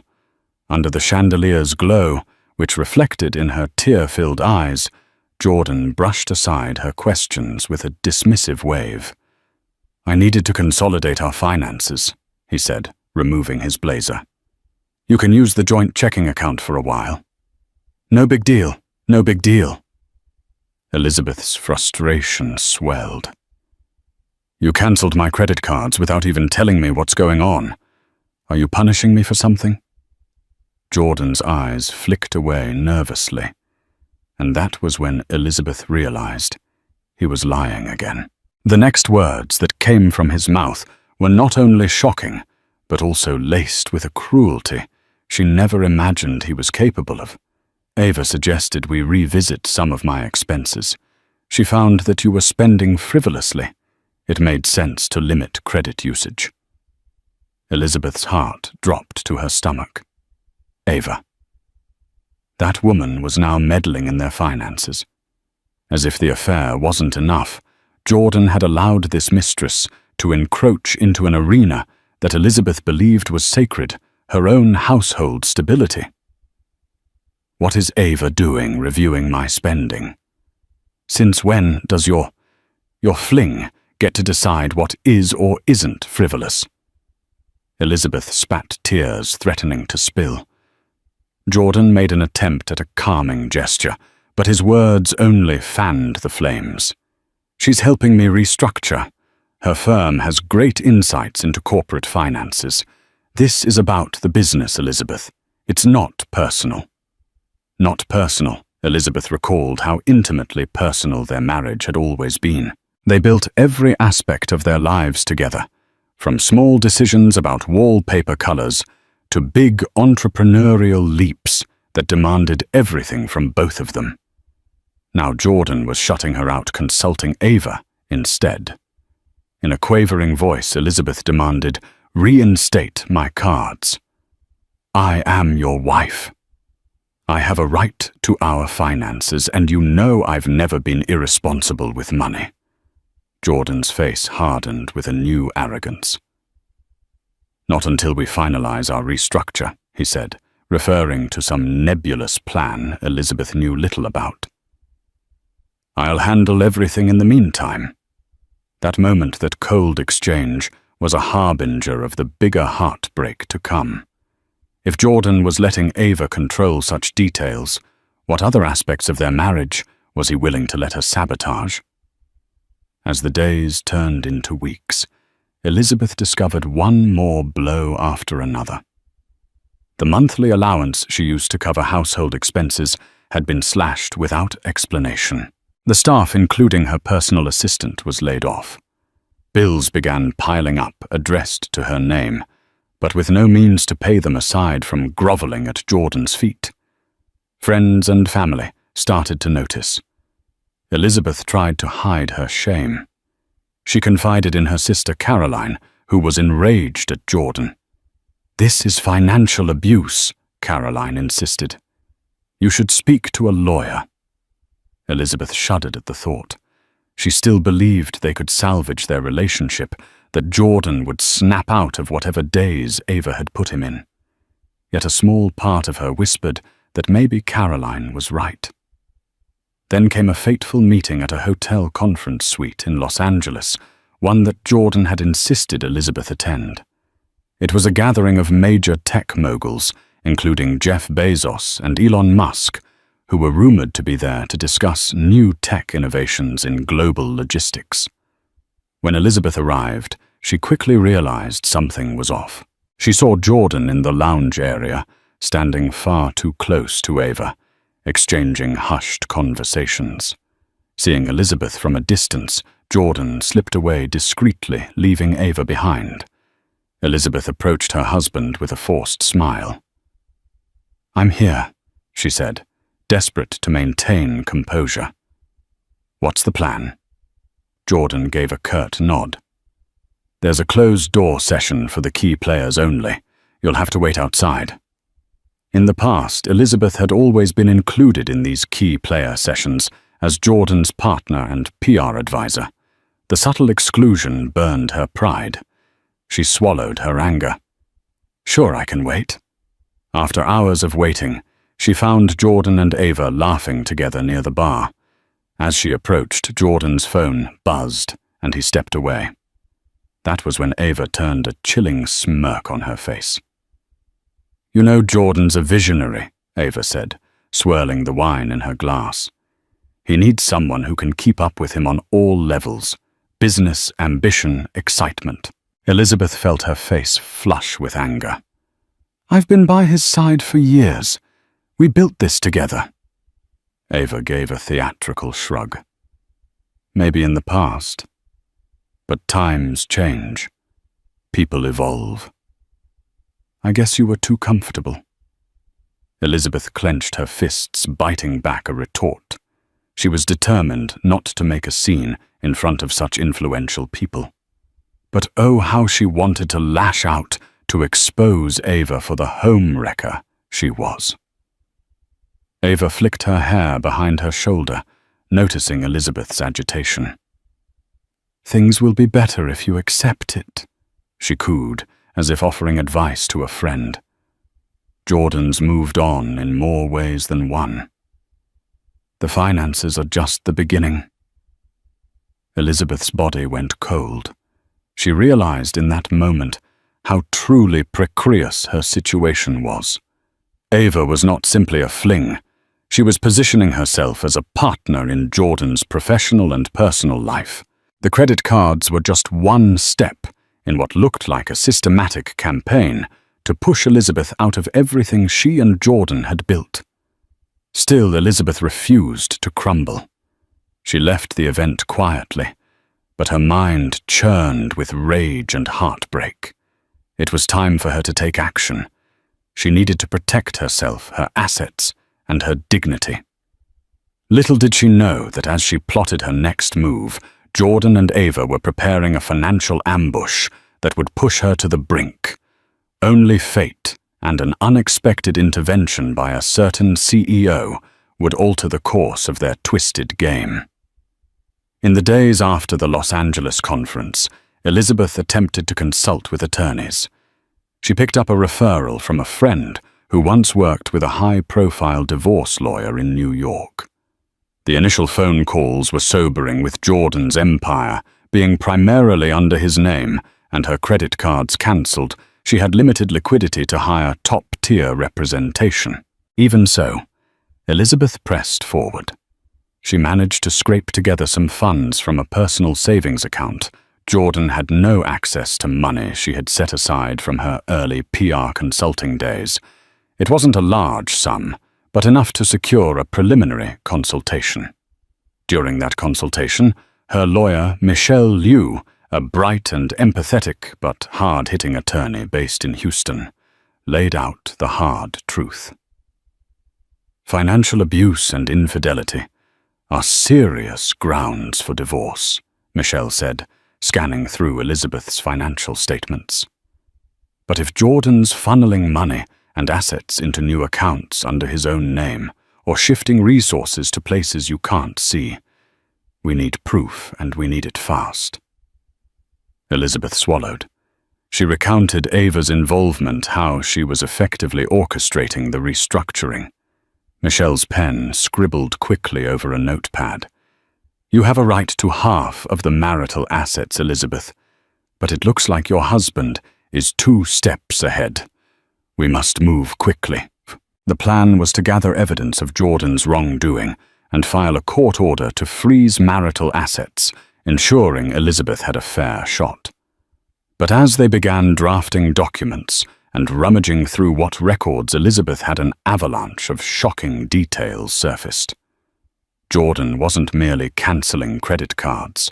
He was transferring stocks from their joint portfolio into an account under his newly formed trust. He had changed the authorized signatory details for a few of their properties, effectively locking Elizabeth out. He was also taking out lines of credit against certain properties, presumably to fund new ventures that, as Elizabeth suspected, involved Ava.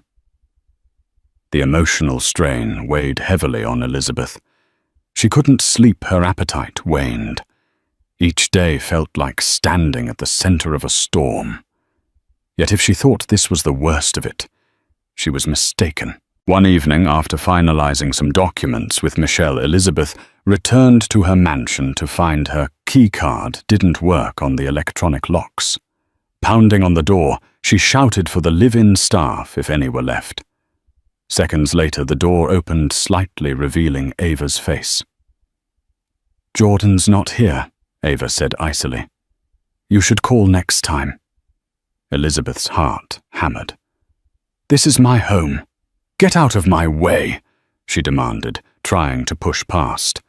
But Ava slid in front of her, refusing to budge. "He told me you're not welcome here anymore until the legal mess is settled." Ava sneered. "I have every right to ask you to leave." Elizabeth was trembling with fury. "You have no rights here. You're the mistress, not the wife." With a cold laugh, Ava stepped aside and pointed at Elizabeth's luggage haphazardly placed in the foyer. "Jordan left these for you," she said. "He said to pack whatever else you need and let security escort you out if you refuse to leave." Elizabeth blinked away tears, her throat raw with outrage. She was being thrown out of her own home by the woman who had intruded into her marriage. That moment was a cruel epiphany. Jordan had not only cut off her finances, but now he was physically pushing her out of the place she had shared with him for years. Yet in all that darkness, a sliver of light emerged the next morning. Elizabeth received a phone call from a close mutual friend, Marcus O'Donnell, who worked with Jordan at a large tech conglomerate in Dallas. Marcus was someone Elizabeth trusted, an executive who had known Jordan since the early days. He had seen them build the company from the ground up. Elizabeth Marcus said, his tone urgent. "I don't know everything that's going on, but I heard from your staff that you've been locked out. There's a board meeting next week. Jordan wants to finalize some big decisions. If you can get to that meeting and talk to the chairman, maybe you can find some leverage." Elizabeth's breath caught in her chest. The chairman of this particular conglomerate was none other than famed CEO David Hartridge, known not just for his visionary leadership, but also for a strict code of ethics. Over the years, Hartridge had invested heavily in Jordan's business. He was the reason Jordan sat on that board. He's not the type to meddle in personal affairs, Marcus warned. But if Jordan's pulling stunts that compromise your share in the company, Hartridge might step in. He's big on fairness and hates scandal. It was the glimmer of hope Elizabeth needed. She thanked Marcus profusely. The plan was simple: attend the board meeting, confront Jordan in front of Hartridge, and present enough evidence of Jordan's wrongdoing to ensure the board and possibly the entire conglomerate would not stand for it. She spent the week gathering documents, bank statements, and text message screenshots that implicated Jordan in unscrupulous financial moves. Michelle Liu helped compile everything into a neat folder. "You need to be prepared for Jordan to lash out," Michelle warned. "He'll try to discredit you in front of the board." Elizabeth nodded her determination, overshadowing her fear. She practiced her speech, reciting it in the mirror of her modest hotel room, where she had temporarily moved. Heart pounding, she told herself that if there was ever a time to fight, it was now. Finally, the day of the board meeting arrived. Elizabeth dressed in a sleek black pantsuit that radiated confidence. She walked into the corporate skyscraper in downtown Dallas, her chin held high despite the knot in her stomach. She spotted Jordan in the corridor, flanked by Ava and a couple of the board members. As soon as he saw Elizabeth, his expression darkened. "You're not supposed to be here," Jordan said, trying to keep his voice low. Elizabeth raised her chin. "I'm still an investor in your company. I hold shares. So yes, I'm attending the board meeting." Ava stepped in with a condescending smile. "Don't make a scene, Elizabeth. This meeting is for serious stakeholders." "I am a serious stakeholder," Elizabeth retorted, voice steady. "I'm your wife, still legally, and I'm half of this empire's foundation." Behind them, a tall figure approached CEO David Hartridge himself, a man in his 50s with graying temples and a firm handshake. He regarded Elizabeth with polite curiosity. "Ms. Alberts, I presume?" Elizabeth nodded, handing over her invitation papers and a letter from her attorney, which stated that she possessed partial shares. Hartridge studied the documents, then gave a curt nod indicating she was allowed to attend. Jordan shot Elizabeth a glare that spoke volumes. You have no idea what you're getting into. But Elizabeth did. She was here to preserve her dignity, her livelihood, and the legacy she had helped build. The meeting commenced in a sleek conference room with floor-to-ceiling windows overlooking the Dallas skyline. The board members sat around a large mahogany table, exchanging pleasantries about the upcoming quarter's projections. Jordan made a short presentation on a new partnership with a logistics firm, highlighting expansions and new contracts. A few board members clapped. Then came time for open discussion. Elizabeth raised her hand, clearing her throat. "I'd like to address some concerns about the financial structuring Jordan is proposing." She began, her voice reverberating across the silent room. Jordan's face reddened. Ava, seated beside him, tried to intervene. "We should keep personal matters out of board discussions," she said. But Elizabeth pressed on, raising the folder of evidence. "These changes aren't just personal," Elizabeth said. "They could affect company stability. Jordan is funneling resources into a new trust, making questionable decisions without transparency. I have documents signed by him with references to Ms. Ava Monroe, demonstrating a conflict of interest that could potentially compromise investor trust." A hush fell over the room. Hartridge's brow creased. "Jordan, is this true?" Jordan stood, scrambling for composure. "This is a personal matter. Elizabeth is overstepping her bounds." "She's not." Hartridge replied, his voice sharp. "If there's a conflict of interest that threatens the stability of our partnership, it's very much a board matter." Jordan's eyes darted between Hartridge and Elizabeth. For the first time, he seemed cornered, uncertain how to proceed. Ava shot Elizabeth a lethal glare, realizing that Elizabeth's boldness had forced the topic into official territory. The tension was palpable. Elizabeth's heart thumped so loudly, she was certain everyone could hear it. But she stood her ground. Continuing. "I also discovered lines of credit being taken against marital properties to fund expansions. These expansions could be legitimate, but the details are obscured. I have reason to believe Ms. Monroe is manipulating these finances for her personal gain." Murmurs rippled through the board. A couple members exchanged uneasy glances. Even those who might have sided with Jordan seemed rattled by the magnitude of Elizabeth's accusations. Hartridge steepled his fingers, evaluating the situation. "I propose we recess for 15 minutes. Jordan, Elizabeth, Ms. Monroe, please step into my office." Jordan inhaled, frustration etched across his features. But he couldn't refuse the CEO's request, not without causing a catastrophic scene. The three followed Hartridge into a glass-walled corner office, shutting the door behind them. In that tense, enclosed space, the real battle began. Elizabeth laid out her evidence on the polished table before Hartridge. Jordan tried to dismiss it all as a personal dispute, but Hartridge was no fool. He could see the potential for scandal, especially if a partner was using company infrastructure for personal vendettas. Throughout this heated exchange, Ava attempted to deflect blame. She portrayed herself as a legal advisor, merely suggesting financial moves, disclaiming any wrongdoing. But Elizabeth's carefully compiled documents suggested otherwise. Emails, text messages, and proposed legal documents bore Ava's digital fingerprints. Hartridge's expression darkened. "Jordan, this is unacceptable. If these documents are authentic, you've put your personal entanglements ahead of corporate responsibility. I won't allow it under my leadership." Jordan's face went pale.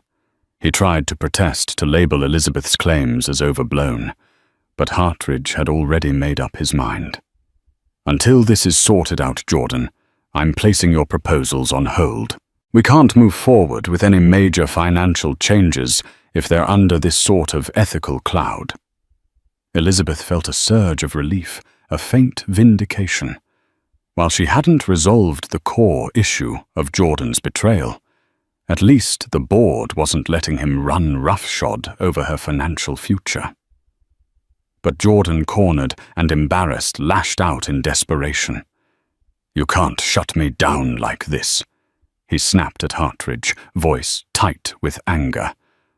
"I'm the one who made that original deal with your conglomerate. You need my innovation." Hartridge stood up, bristling at Jordan's tone. "I'm the CEO, and you've just made me question your reliability and integrity. Watch yourself, Jordan." Ava stepped closer to Jordan, placing a hand on his arm to calm him, but he shrugged her off. "You'll regret this," he warned Hartridge, then turned to Elizabeth.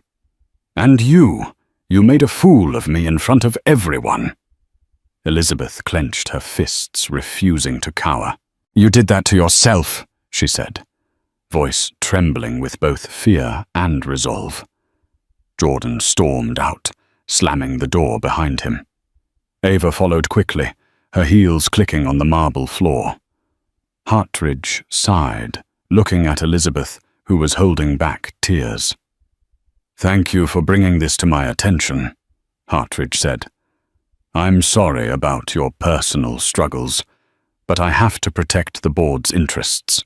If you need anything, contact my office. I'm not a family court judge, but I won't let Jordan drag the company down." With that, Elizabeth let out a shaky breath. She had achieved a small but crucial victory, yet she couldn't shake the nagging sense that Jordan, humiliated and cornered, was far from finished. She left the skyscraper, stepping out into the bright Dallas sun, uncertain, but determined.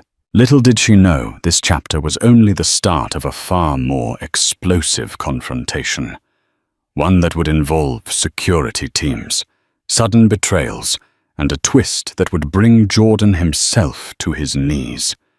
Life outside the mansion was lonely, but Elizabeth was thankful for the reprieve from Ava's manipulations. She rented a small apartment near downtown Austin and used what funds she had left to secure her basic needs, while Michelle continued to press for a financial freeze on Jordan's assets. In the weeks following the tense board meeting, Jordan went surprisingly quiet. No more legal letters arrived. No more credit lines were sabotaged. He didn't attempt to contact Elizabeth, nor did Ava. Instead, it seemed as though they had retreated into some silent fortress, likely strategizing their next move. Elizabeth took advantage of the lull. She reconnected with old friends and mentors, explaining partially at least what she was going through. While many were shocked, they offered support in the form of references, moral encouragement, and occasional leads for a stable job or a business partnership. Despite the heartbreak, Elizabeth discovered a renewed sense of purpose. She wasn't just a passive bystander in Jordan's world. She had her own capabilities, her own strengths. Slowly, she started consulting for small tech firms, using her communications and PR background to help them craft compelling pitches. It wasn't a fortune, but it was honest work that reminded her she could stand on her own 2 feet. Then one evening, she received a phone call from an unknown number. A crisp, professional voice greeted her. "Hello, Elizabeth. This is Patricia Carlson. I'm an executive assistant at Tesla, working under Elon Musk's leadership team." Elizabeth's heart thudded. She had met Patricia briefly at a tech conference in Berlin 2 years ago, but they'd never exchanged more than pleasantries. "How can I help you?" Elizabeth asked, mind racing. Patricia hesitated. "I might have information relevant to your predicament with Jordan. Let's just say some of our legal divisions have been observing Ava Monroe for a while, and some red flags have come up." Red flags. Elizabeth's curiosity flared. "You're investigating her?" A slow exhale from the other end. "Our major concern is that she's potentially engaged in insider trading, or at least something that veers close to it.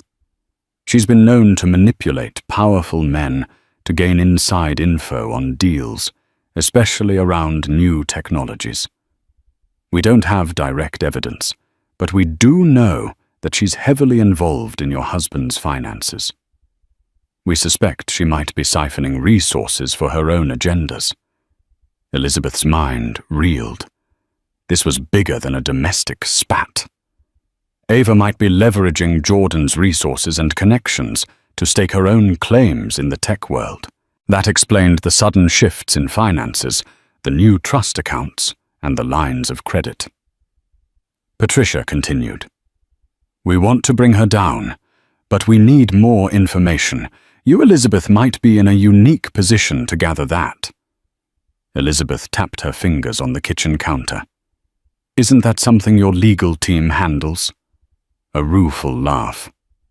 Yes, but we need Jordan's direct involvement. We suspect he's unwittingly giving her access to confidential materials through corporate crossovers or joint ventures. If you can help us prove it, we can kill two birds with one stone, protect Tesla's proprietary data, and help you gain leverage in your divorce. Elizabeth considered the offer. It was risky. If Ava was truly up to something illegal, Elizabeth could expose herself to potential backlash, but the lure of finally getting the upper hand was strong. I'll do what I can, Elizabeth replied cautiously. But how do I communicate with you about this? Patricia gave her a secure email address and instructions on how to encrypt files. And one more thing, Patricia said, before hanging up. People like Ava are cunning. She'll anticipate your every move. Don't trust phone lines or any device that Jordan has access to. Be careful. Elizabeth thanked her and ended the call. Adrenaline coursing through her. For the next few days, she scoured her digital archives for anything that might hint at insider information. Jordan's old emails messages about collaborations with major tech companies like Tesla or Amazon, documents that Ava might have manipulated anything that showed a trail of questionable activity. She found a few suspicious threads, forwarded emails from Jordan's corporate account that were CC'd to Ava's personal address. Attachments relating to Tesla's Project Next Gen battery were among them, though none of this was strictly proof of wrongdoing yet. Elizabeth compiled what she could and sent them to the secure email Patricia provided. In response, Patricia confirmed that these were valuable leads, but incomplete.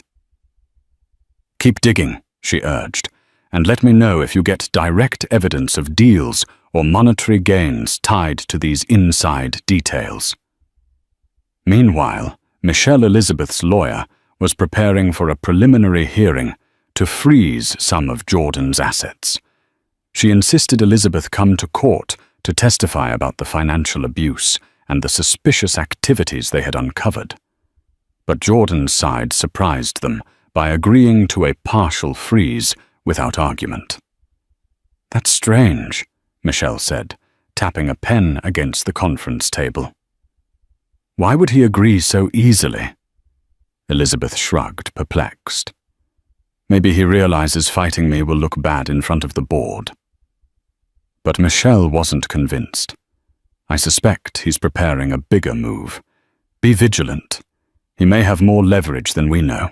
The next morning, Elizabeth received an unsolicited text from Jordan. We need to talk, face to face. She felt a swirl of conflicting emotions, anger, sorrow, curiosity. But she knew she had to tread carefully. She agreed to meet him in a public place, a cafe near the courthouse, where she could keep the upper hand. When Jordan arrived, he looked tired, as though the weight of his troubles had worn him down. He offered a half smile, which Elizabeth did not return. Liz? He began using the old nickname he once uttered, with affection. Things got out of hand. She crossed her arms. You think? He sighed, scanning her face for warmth that was no longer there. I want to settle this amicably. We can discuss spousal support, property divisions, everything. No need for a long, nasty court battle. Elizabeth let the silence hover.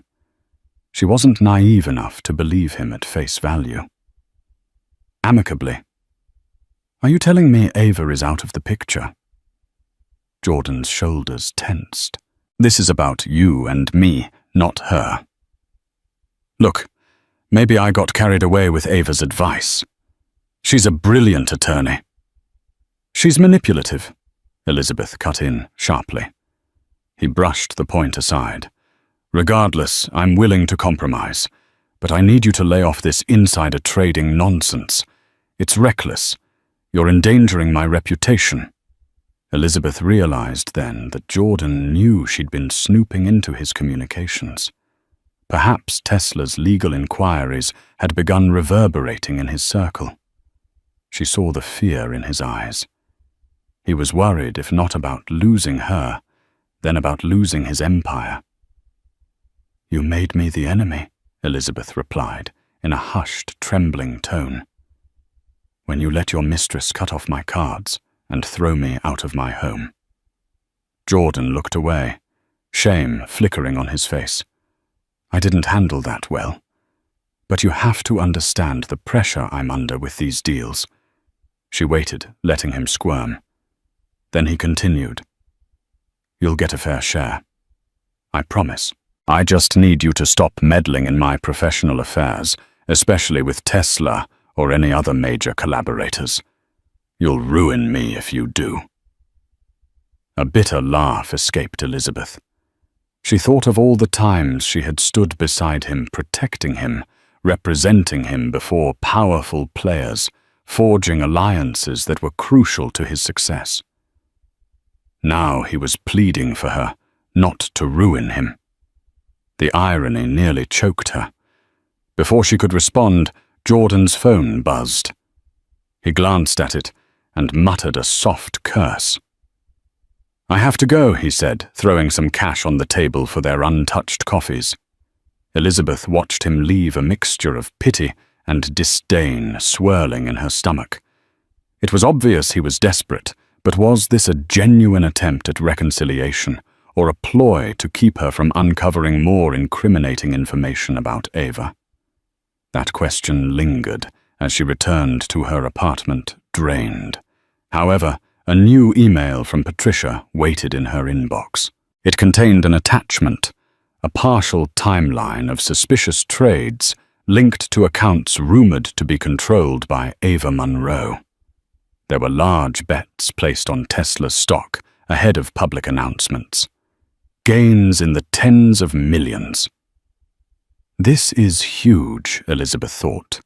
If she connected these trades to emails or calls between Jordan and Ava, it could be the smoking gun.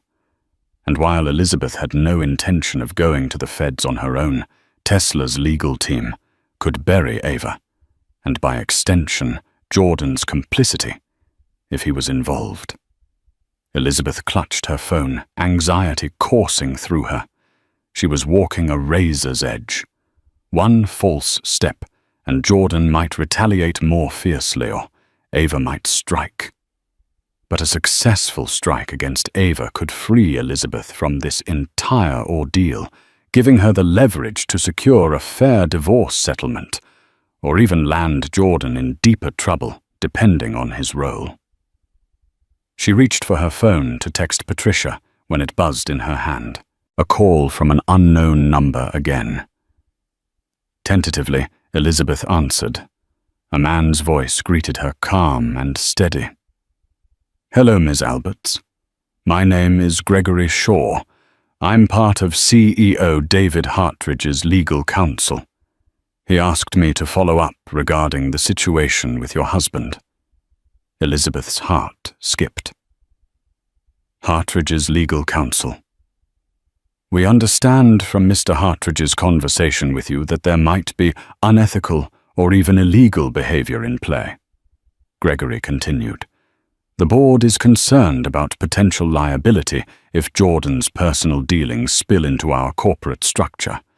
We can't risk another scandal. Mr. Hartridge would like to assist you discreetly." Elizabeth exhaled slowly. She was on the cusp of powerful alliances forming against Jordan and Ava, but the more people got involved, the more dangerous it felt.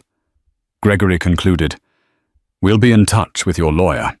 If you have any crucial evidence, Mr. Hartridge suggests you keep it secure." He wants to avoid a public meltdown, but he's prepared to do what's necessary to protect the company's interests, and that includes supporting you in your legal disputes if it comes to that. Hanging up. Elizabeth felt a measure of validation. The cracks in Jordan's seemingly untouchable world were growing. Perhaps justice would prevail. Yet as she prepared to finalize the next round of documents for Michelle, a gnawing worry kept her awake at night. Cornered animals are the most dangerous, and Jordan, though once gentle and loving, had shown he could be ruthless when threatened. She braced herself for the storm that was surely coming. The next time Elizabeth saw Jordan in person, it wasn't by chance or a carefully arranged meeting. It was at the headquarters of Hartridge's conglomerate in Dallas. A sudden emergency board session had been called to address urgent corporate matters, and Elizabeth, having been notified by Gregory Shaw, arrived prepared. She walked into the reception area, her heart pounding with anticipation. Michelle Liu had insisted on accompanying her, but at the last minute she was called to handle a crucial filing. Elizabeth went alone, relying on the moral support from Gregory and the knowledge that Hartridge wanted the truth on record. Jordan was already inside the boardroom with Ava, who paced like a clad tiger. When Elizabeth entered, they both snapped their heads in her direction. Ava's glare could have sliced glass. Jordan's face was inscrutable, tense, angry, but also tinged with fear. Hartridge arrived moments later, trailed by a few board members and legal advisors. He wasted no time in stating the purpose of the meeting. Allegations have come to my attention that Ms. Monroe has been engaging in stock trades leveraging proprietary information from Jordan's company and potentially from our own collaborations. We need to clarify the truth. Now. Gasps and murmurs filled the room. Ava's jaw clenched. "This is preposterous," she began. "We demand to see your proof." Hartridge nodded to one of his advisors, who distributed printed documents, timelines of suspicious trades tied to accounts flagged by Tesla's legal team, along with correspondences that Elizabeth and Patricia had pieced together. Jordan snatched a packet from the advisor. His eyes swept over the page's color, draining from his face. Ava's lips thinned, and for a moment Elizabeth could see the faintest flicker of panic in her eyes. Hartridge pinned them with a stern gaze. "Jordan, you've been a valuable partner. I don't want to see your personal life derail your professional standing, but this is bigger than your marriage. Insider trading is a federal crime, and if Ms. Monroe is using your business resources to pull this off, you're implicated." Ava recovered quickly. She placed a hand on Jordan's arm, her voice smooth. "This is a misunderstanding, David. Anyone can align stock trades with corporate announcements. It's called speculation." Elizabeth decided enough was enough. She stood. "Speculation is one thing, but forwarding private emails, entire business proposals, and preliminary press releases is not speculation. I've seen the messages. You're literally discussing the best times to execute trades based on announcements that hadn't been made public yet." Ava whirled on Elizabeth. "You have no legal standing to claim that. You're just a scorned wife trying to sabotage Jordan and me." Elizabeth's blood boiled. "We'll let the evidence speak. There are even time-stamped emails from Jordan's corporate account sent to your personal email, Ms. Monroe, discussing upcoming expansions and product launches. Then trades were executed in your name or trusts linked to you within hours." A hush followed.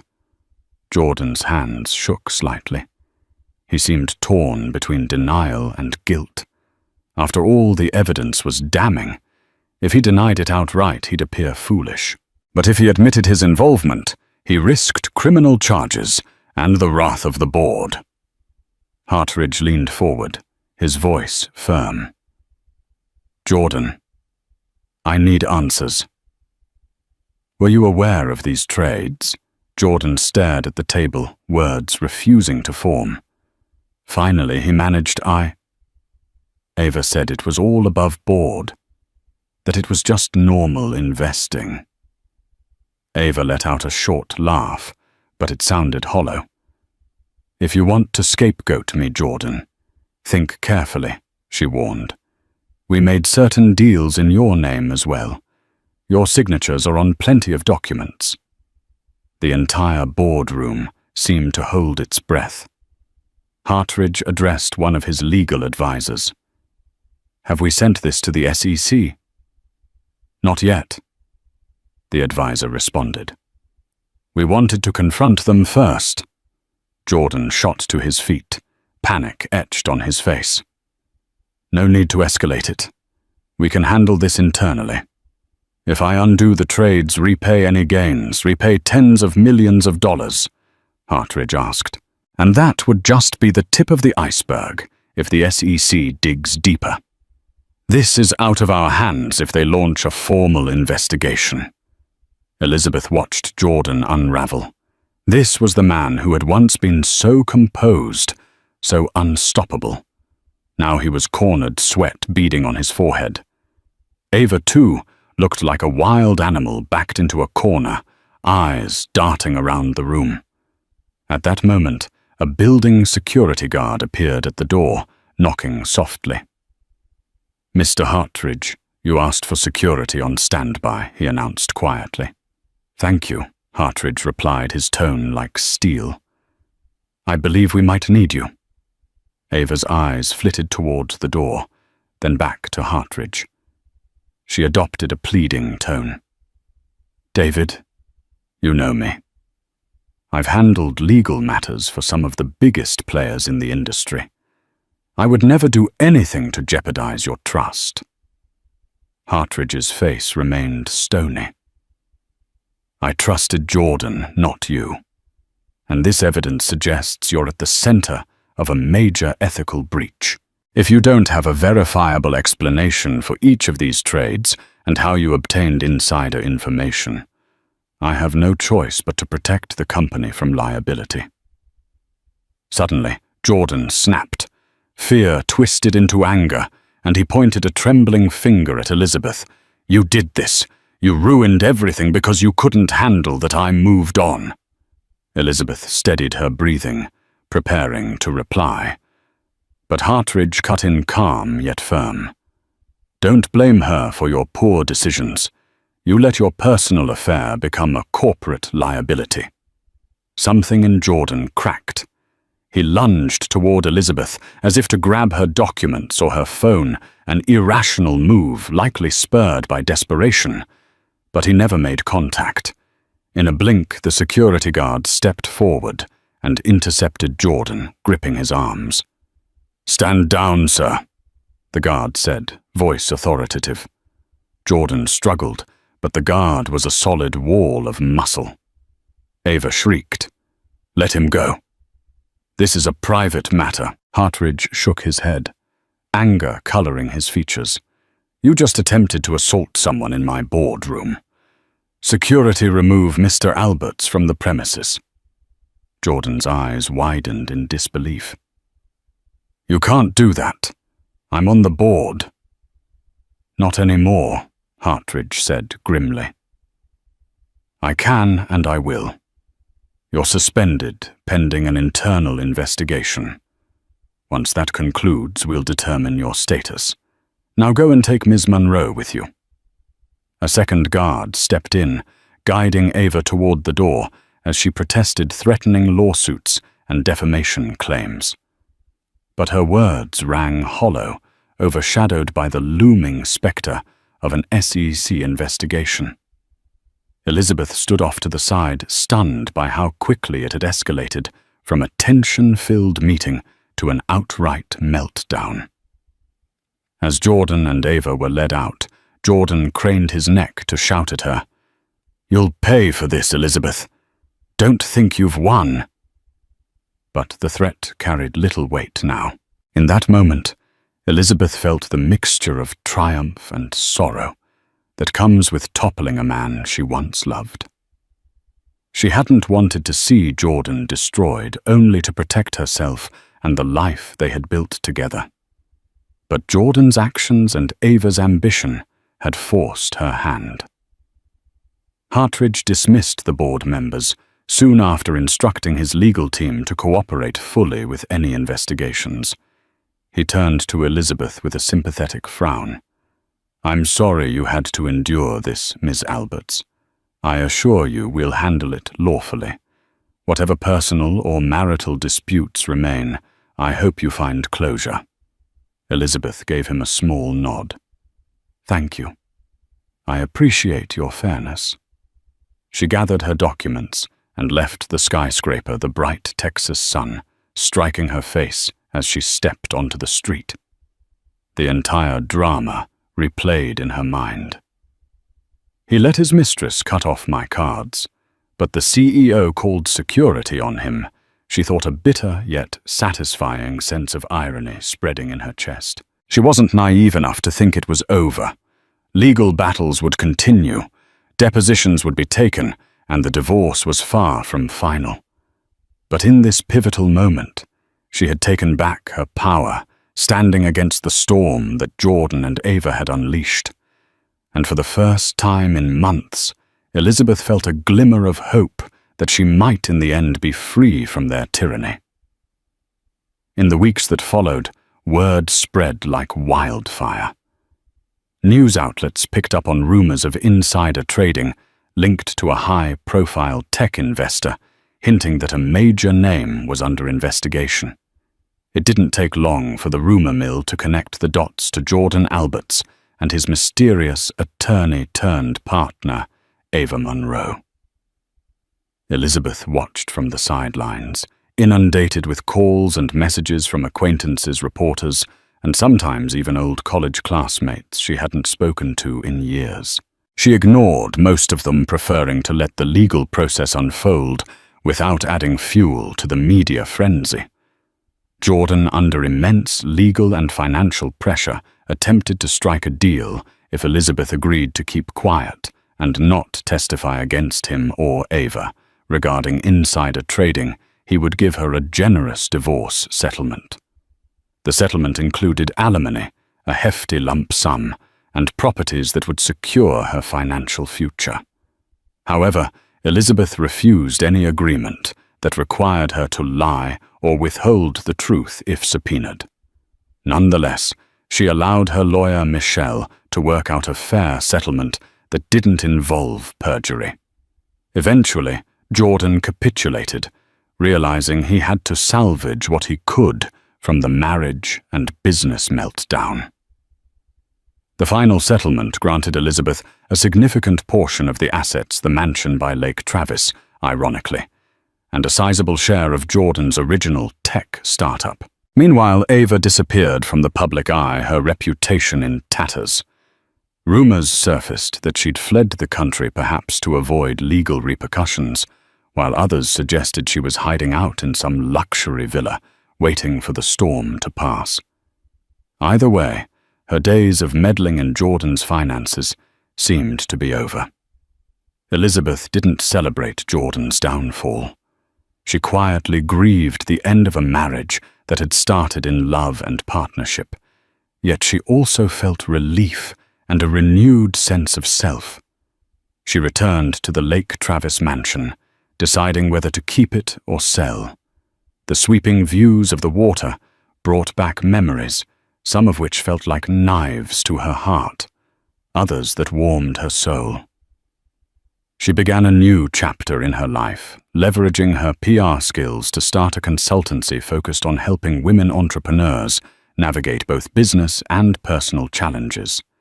She named it Phoenix Rose Consulting, symbolizing rebirth and resilience.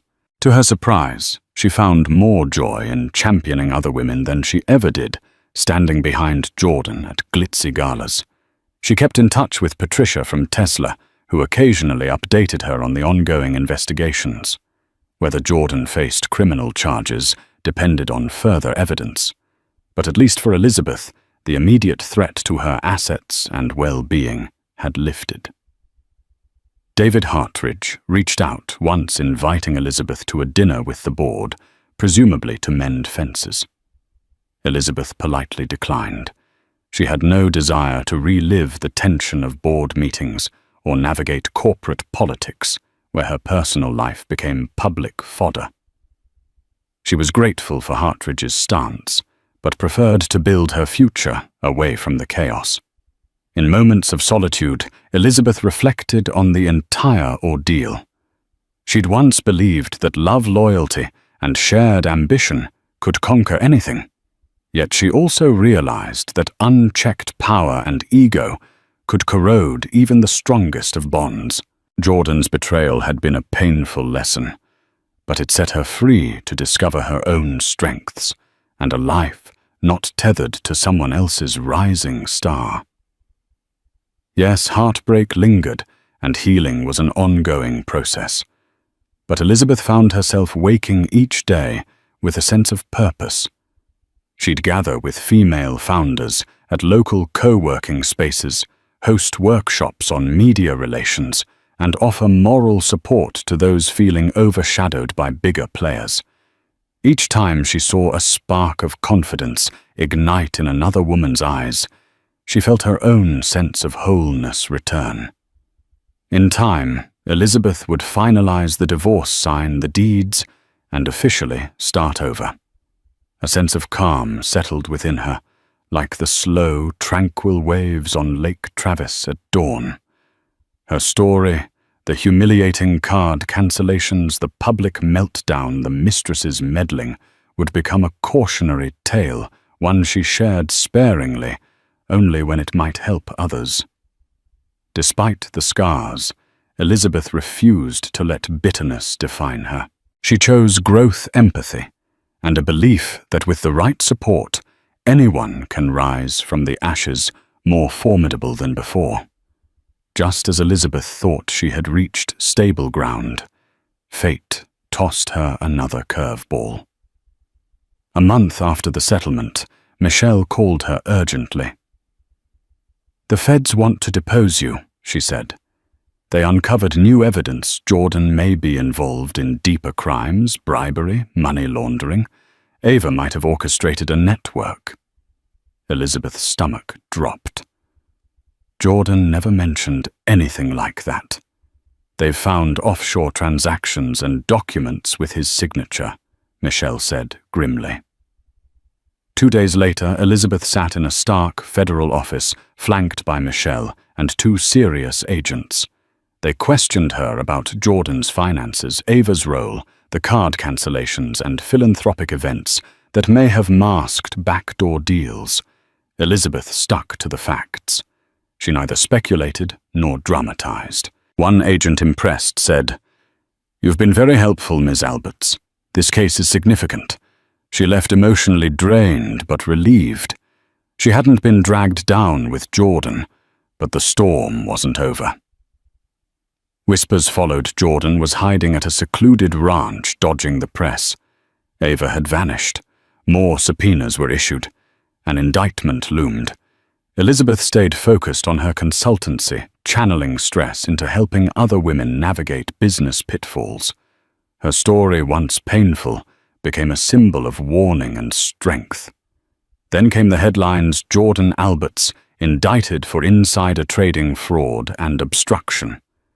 Ava was named but still missing. The scandal rocked the tech world. Elizabeth issued a single statement. "I'm saddened by Jordan's choices. I've cooperated fully with authorities and continue to rebuild my life." Eventually, Jordan pled guilty to a lesser charge, offering a tearful courtroom apology. Elizabeth watched from home, tears in her eyes, not from triumph, but quiet grief for the man she once loved. Still, she understood consequences had to follow actions. That night, beneath the soft moonlight over Lake Travis, Elizabeth allowed herself one last cry for the past that died and the hope still waiting ahead. Life has a way of testing our fortitude when we least expect it. Elizabeth Alberts began this journey as a devoted wife, only to see her world upended by betrayal and financial sabotage. Yet what she lost in illusions, she gained in unbreakable resilience. Standing up to powerful forces and calling out wrongdoing isn't easy, but it's sometimes the only way to protect your dignity and your future. If you found this story gripping, insightful, or inspiring, we invite you to be a part of our community. Like this video, share it with friends who need a reminder that courage can emerge from chaos, and subscribe for more real-life drama and empowering tales. Let Elizabeth's story serve as a beacon, no matter how ruthless the betrayal. There's always a path to reclaim your power and build a brighter tomorrow. You too can rise like a phoenix.